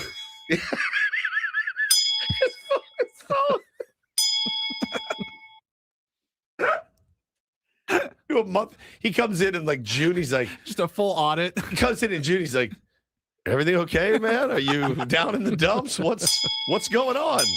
Keep getting these notifications. Well, I was out of town. The kids have been around. I was sick. No. June. He's like, what happened to you? My phone hasn't good. Did you turn it off? It's actually maybe the best bit of all time. All right, I'll do it. Matt agrees with me. He says, Woods is healthy for society. He's not put on his air of perfection like we see with so many influencers now. Yeah, I'm far from it. Yeah, You're you're raw. You're raw and real. And we love you for it. I love you too. We love you for Thanks it. for being thanks in advance for being my accountability partner. Okay, I'm going to sign you up today. This is going to be elite. Maybe I should sign up for an app that notifies you every time I start watching the Aztecs. Yes, exactly right. I just know. I know. Oh my God, it's so good. Paulie, you can do a little research, find out where I need to go, what I need to do, and I'll set it up. I'll look into that. Let's take a quick timeout. The audit. When we come back, why does Woods' year in review? Why does everybody keep asking Kevin Acee about trading Fernando Tatis Jr.? They won't stop. I think he tried to give a reasonable answer to that question yesterday to the Foul Territory podcast. We got the audio coming up for you after a check of traffic. More Ben and Woods on San Diego's #1 sports station, 97.3 The Fan. Gambling problem? Call 1-800-GAMBLER. GEGE 0000466. For a full list of games and rules, play at 7 Mile Casino. Visit 7milecasino.com. If you're looking for a place to hang out this weekend, head on down to 7 Mile Casino. It's easy to get to, right down the 5 freeway in Chula Vista. And once you get there, you're going to walk in and you're going to see just like the perfect card palace. I mean, it's not giant like a palace, but it's nice, it's light, it's clean, it's comfortable. You've got friendly dealers, friendly staff who want to take care of you and make sure you have a good time and a good experience at 7 Mile Casino. You know, it's funny, man, because sometimes you'll go to like a giant casino and you go in and you look at the outside and you go, wow, this place must be super nice. Look how nice it is on the outside. Then you walk inside, you're like, that's kind of a dump. It's actually the opposite. It's not, 7 Mile Casino doesn't blow you away from the street. But when you walk inside, that's where the difference is made. Yeah, no neon giant lights or signs or no big fountains or no lions or anything. They put it where it counts. What's on the inside. That's it right. really What counts. counts is on the inside. You're going to get great food at Sammy's at 7 Mile, including the weekend brunch, Saturdays and Sundays, 9 a.m. to 3 p.m., voted best in the South County. You can enjoy it on the patio with great views of San Diego Bay. But mostly you're sitting down and playing California-style blackjack, Texas Hold'em, Pai Gow Poker, and Baccarat in San Diego's best and closest card room. It's 7 Mile Casino, just 7 minutes from downtown.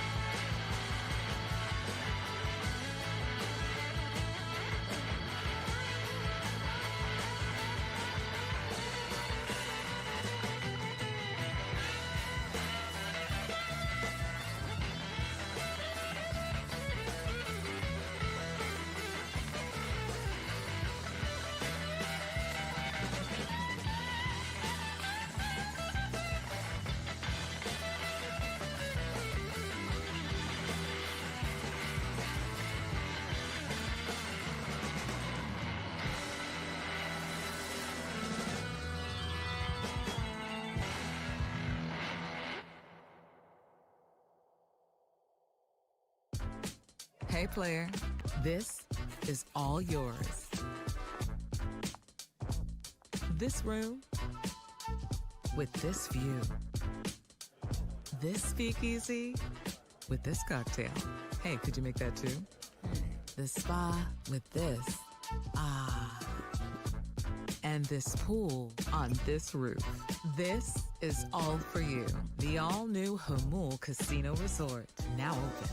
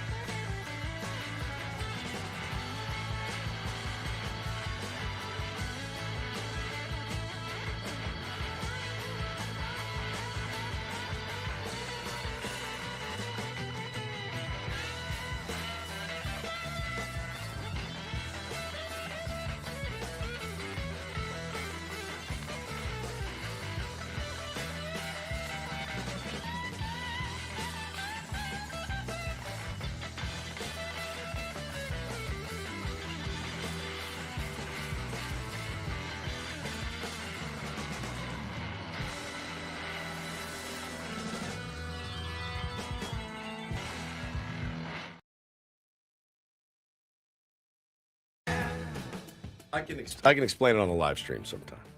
Can you explain the Fernando Tatis trade questions that continue to pop up, at least nationally? I feel like we've put this story to bed many times. I feel like we put it to bed every offseason, and then it rears its ugly head. And, there's a lot about it that if you're in New York and you're in Boston or somewhere else, I think you look at the Padres and you go, oh, I don't even think you know that they've won, 90 games the last 2 years and that they've been in the playoffs. I don't even think you realize them. They're not on your radar.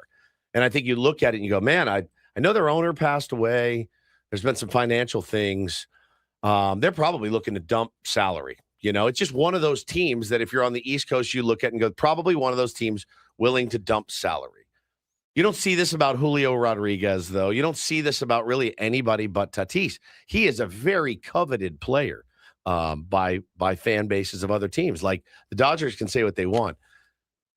They would do anything. They would cut off a leg to get Fernando Tatis Jr. on their team. He is one of those type of players. So Kevin Acee tried to explain it to the foul territory, AJ Przinsky foul territory guys. And I will say, I listened to the clip. We'll play it here in a second. I pretty much agree with everything he says in this clip. Kevin? I don't know that he needs to go into such detail about the potential, what could happen in the future with, new owners and you never know what the future may hold sort of thing. But essentially, everything I think he says in this clip is spot on about the continued questions of will the Padres trade Fernando Tatis Jr. Here's what he had to say. But can you confirm that there's 0 or 100% chance they would have shopped Fernando Tatis? 0 for now. You notice that that's been basically the caveat is for now. First off, the team is for sale. Whether that happens or not, it depends on who you ask right now. But let's assume it's for sale. So, we can't say what's going to happen in the future. But the fact is they have boxed themselves to a certain extent. Now, whenever I say that, I got to give the asterisk of AJ Preller.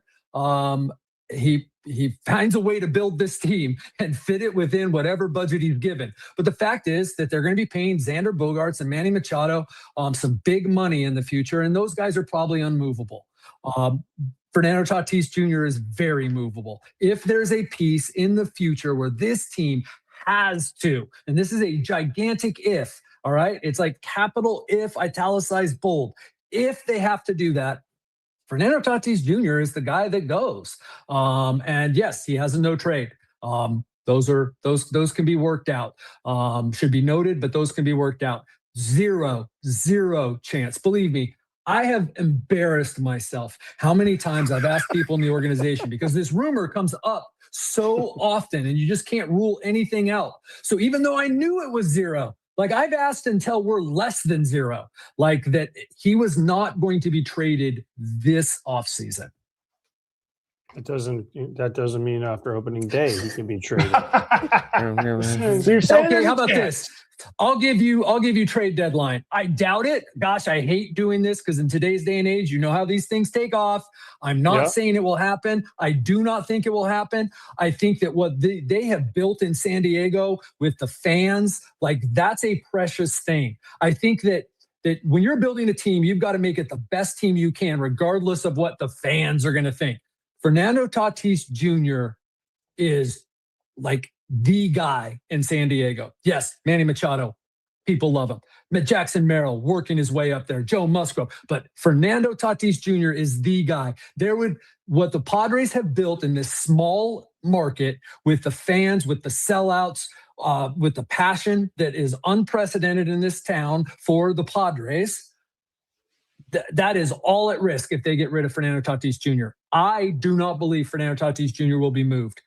I am in the business of it doesn't really matter what I believe. The facts are he could be moved at some time. I don't think it's going to happen. That's fair. I mean, it's fair. It would be awful. He's a riot player, right? He's the player that if you trade, there's a riot behind you, right? So. He's one of 10 maybe in the big leagues that it's like, oh yeah, no, I don't support you anymore. You traded this guy in his prime for a handful of pitching prospects and some salary relief. I no longer like this team. I think that's you run the risk of that with a guy like him.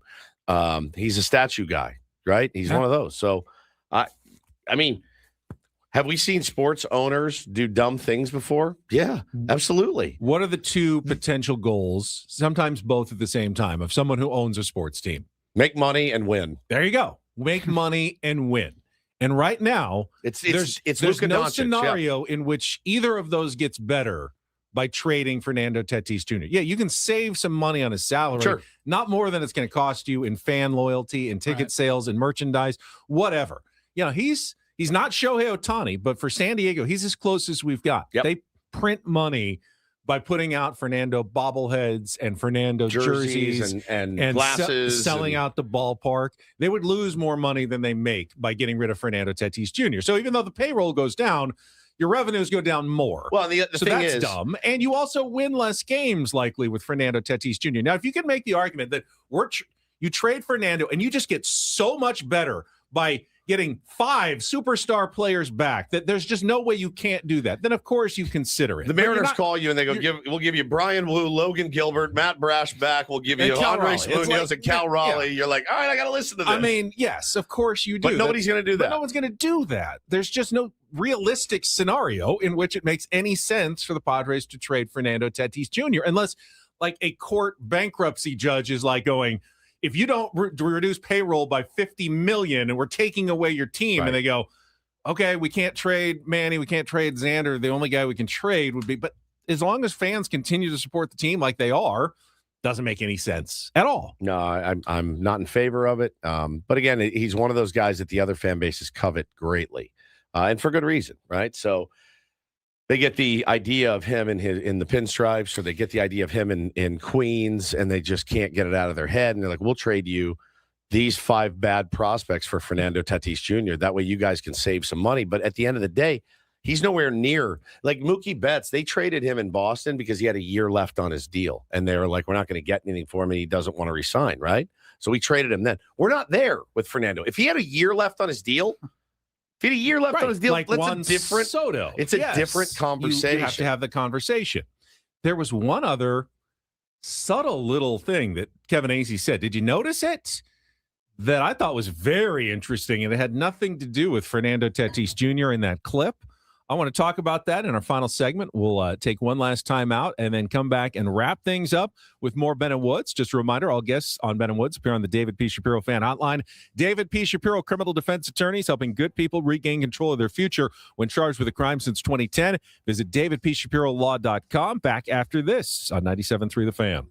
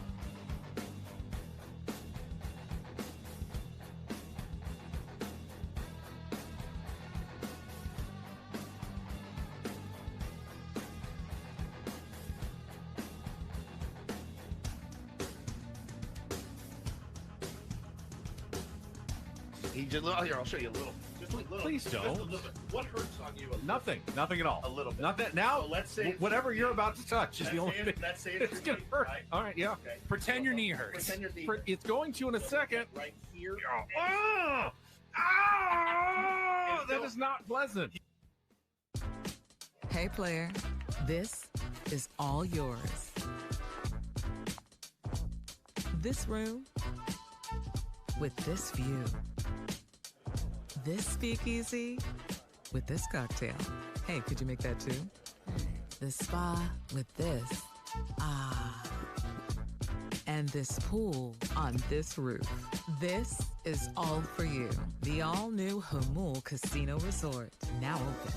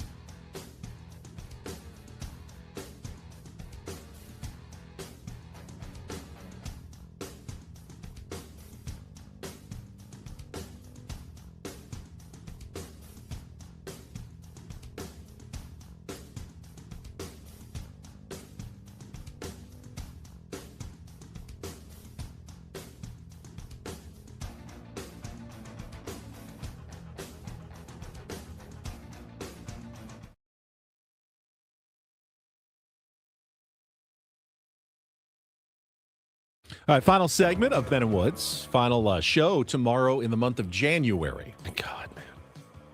Woods thinks that January is the longest month. It is the longest. Until you realize that April and May are very long months as well, or May especially. No, it's baseball days. That helps you. It's baseball. Yeah, it's baseball on every day. Okay. Multiple games a day. I'm fulfilled. January is excruciating. Excruciating. February can be a little excruciating. Hey, but you got spring training. All right. Spring training baseball games are fun for about 15 minutes. We fall into the trap every single February. Yeah. Where it's that grind. We're done. Especially when there was more separation between the Super Bowl and like pitchers and catchers reporting. We're thinking, all right, if we can just get through those 2 weeks, pitchers and catchers are there. Once pitchers we got and spring catchers, training games, and we're set. And we're rolling. And I always have to go, yeah, just keep in mind, we're not going to break down a spring training game for more than, 2 or 3 minutes the next day. Like, usually it goes like this. Ben's those are like, still pretty lean shows. Ben's like, did you watch the game? I said, like, yeah. I put it on. I fell asleep after 5 minutes. And I just pass out in the. And you go, oh, this guy's having a pretty good spring. We didn't really he'll expect definitely make the or- club. Yeah, that pitcher had a bad outing, and we'll go, he's just working on stuff. It doesn't matter if he has a bad outing in spring training. We but can pre-record a bunch of stuff and just Paulie can play it off the board. Yeah. He was working on a new pitch per Ruben Niebla. Don't worry about results. It's only spring training. I mean, that's standard. We've been doing this. If the results are good, then it's something to talk about. Yeah, guys, If the results are bad, then it's just spring training. Yeah, it's just spring you training. also have to have the other side of it as well. Like, don't read too much into those spring train, that 570 average for Sung Moong Song. I doubt he's probably going to break Pete Rose's all-time record in one season coming over to the United States. I am excited for the WBC. That I will be going headlong into. My compatriots here do not feel the same way, and that's okay. Maybe they'll come around. But we've got that to look forward to. Yeah, the spring training midday nap is so nice, said Burns. It really is. You get home, you're like, ooh, hell yeah. Okay, Pavetta's on the, he's got. Oh, it's one of those televised games. Yeah, it's, from way far away. Yeah. But, Mud and Don are doing their one game of spring training or can listen to Jesse. That big far camera view. You hear the churro guy. I mean, all these things. And you make it about 4 pitches in and you're like, right in the middle of the afternoon. Elite. So, did you catch it during that Kevin Acee bite? The audio that perked my ears up that had nothing to do with Fernando Tatis Jr. You have a good ear, my friend. Thank you. We'll get to that right after a check of traffic on 97.3 The Fan. From the 855 Get Ross Traffic Center, protecting San Diego after accidents or injury, here's Kelly Danick. Traffic sponsored by Valvoline Instant Oil Change. Just a few things wrapping up our morning drive here. One of them is this crash, the clearing stage westbound 8 past Greenfield Drive. Tow truck helping to clear that from the center of 5. Also west on the 8 at northbound 15 connector ramp. 2-vehicle accident. Looks like that may be partially in lanes. Del Mar Heights Road on-ramp to southbound 5. Watch out for some tire debris across lanes. Heads up, San Diego. The next long weekend is coming up. Get road ready now. Valvoline Instant Oil Change gets you in and out fast. No appointment needed. Real pros check lights, fluids, and tires with any oil change. Locations and coupons at SoCalOilChange.com. Valvoline Instant Oil Change, a 15-minute drive-through oil change. I'm Kelly Danick with Ben and Woods, San Diego's #1 sports station, 97.3 The Fan. So when the Padres announced a couple of months ago that the Seidler family was exploring the possibility of a sale, I think I fell into the assumption that after the exploration, I knew there were a lot of very interested buyers and the price tag would be probably more than people expected, maybe even $3 billion, that at some point this season, it's going to take some time, but the Padres would be sold. And I've just been kind of thinking that, I don't know the timeline, but certainly by the end of the year, new ownership for the San Diego Padres. And not only do you think on it, you immediately take in that information, you process it, and you say, okay, now I'm getting my head ready for, you let yourself dream on. Sure. What if it's Steve Ballmer? Who's it going to be? What if it's Joe Lake? Like, what if it's Kroenke? These guys with a ton of money that say, LA shouldn't be cornering California. Let's go get them. I guarantee you many of those names are interested. Sure. Maybe not all of them, but there's been interest. They're exploring the purchase of the Padres, which made my ears perk up at this comment that was part of that clip we just played from Kevin Acee. First off, the team is for sale. Whether that happens or not, it depends on who you ask right now. But let's assume it's for sale. So, we can't say what's going to happen in the future. It happens or not. So Kevin Acee, who covers this team extensively, hearing some sort of rumblings that perhaps a sale will not come to pass. That when they said we explore the possibility of a sale, that it was truly just that, an exploration with very much the possibility of deciding at the end of the process, the Seidler family is not going to sell Whether the that team. happens or not, it depends on who you ask right now. It's true. Interesting. Depends on who you ask right now. I asked someone. You asked last as well. night. Yeah, I asked someone last night. Not someone necessarily on the inner circle of the San Diego Padres, but someone with knowledge of big deals. Someone who runs in similar circles. Big swinging D circles. Yes. And I actually asked because I saw another report of, I think it was our boys, the DSG, right? They said something to the effect of, wow, we just got a text. I mean, everyone's got inside information, right? We just got a text, and boy, some things are going to change before opening day, which is not that far away. Padres are going to look different with some dollar signs, and then another guy who I know and respect a lot was like, yeah, I've heard some good information too. So that led me to go to the big swinging D room, which I don't go into much, and knock on the door and ask a question, and then. And I got kind of the same type of deal where it essentially said it's unclear right now. This person has heard, it may not be a Joe Lacob, a Stan Kroenke. It may not be. It could be a smaller contingent. But again, there's a lawsuit. That doesn't necessarily replace all the current owners. Correct. That the management of the San Diego Padres could remain somewhat consistent going again, forward. all of this is speculation. You know, even the like a restructuring of some sorts Right. instead of a full-on sale. Potentially, right?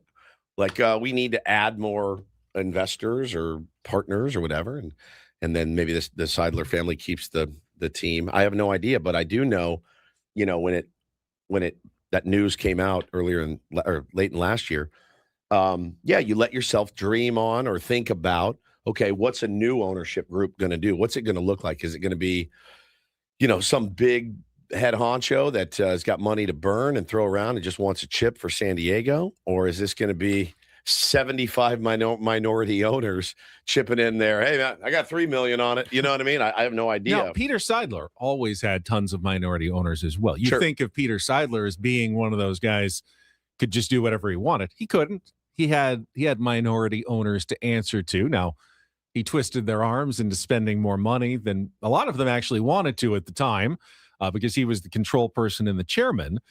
I think the big question, and I don't know the answer to this, is this good news or bad news for San Diego Padres fans? We're not going to know. Yeah, I think you assume that, hey, a multi-billionaire coming in and buying the Padres and going, I'm going to spend whatever it takes to win is That's great good news. The Steve Cohen effect. But was that great news? It's not worked out so well for the New York Mets so far. Right. Hasn't exactly improved their fortunes even a bit. That being said, I'll take my Pepsi challenge with the Steve Cohen type any day. But under Seidler family stewardship, the Padres have had their best years in franchise history. So most of that is Peter. Most of that, well, yeah, all of it is Peter, right? But not much has changed. In fact, after Peter was gone, they've had even better seasons. Yeah, to a certain extent. Well, than, yeah. I mean, 2024 and 2025 regular season, 90 wins. I mean, it hasn't diminished at all. The payroll has remained bouncing around, 6, 3, 11, 9, top 10. What is tertile is how Eric Grubner put it. Top Tertile. third in baseball. Great word. So is it the worst news if the Seidler family remains in control of the team? Not necessarily either. So I don't know the answer to that question. Yeah. Only they do. I hadn't heard it so openly said, like maybe the sale happens. Maybe it doesn't. I guess Depends on who you ask. I guess my naivete I read that statement as we're selling the team instead of we're exploring additional ownership. I thought that was just a polite way of saying we're selling the team. First step in saying we're selling the team. It's exactly right. I guess we should have braced ourselves for the possibility that nothing changes. They just add new partners. That's also a potential. Well, and again, credit to Ben for picking up on that little subtle note, because that went right over my head the first time we played that clip. And I watched the clip yesterday as well. Didn't even register with me because the status quo since that release that hey, we're exploring a sale. That means we're selling. The status quo has been, the team's being sold. And we haven't really wavered on that. We haven't heard anything different. Yeah, I thought it meant. But we can literally ask today. If no one makes a great offer on, obviously we're not going to, unload it for a bargain bin price. But assuming we have a number of buyers who are willing to pay through the nose for our team, we're going to sell it. Yeah. But that apparently is not necessarily the case. Adds a whole layer to this entire 2026 year. You know what I love is just a whole nother layer of uncertainty. That always makes me feel good. Just an extra layer of uncertainty moving forward. AJ's probably just going, whatever. Tell me what I can do. I'm ready to cook. Let me cook. Yeah. Morning, guys. Morning. All right, we will come back tomorrow for our final show of the week. I believe Darren Smith will join us as he does on Fridays, getting ready for the first SDFC game on Tuesday, by the way. Obviously. Yeah, we're fast. That's it for us. Braden and Frank next for Paulie and Woods. I'm Ben. Have a great rest of your Thursday from all of us here at 97.3 The Fan. So long.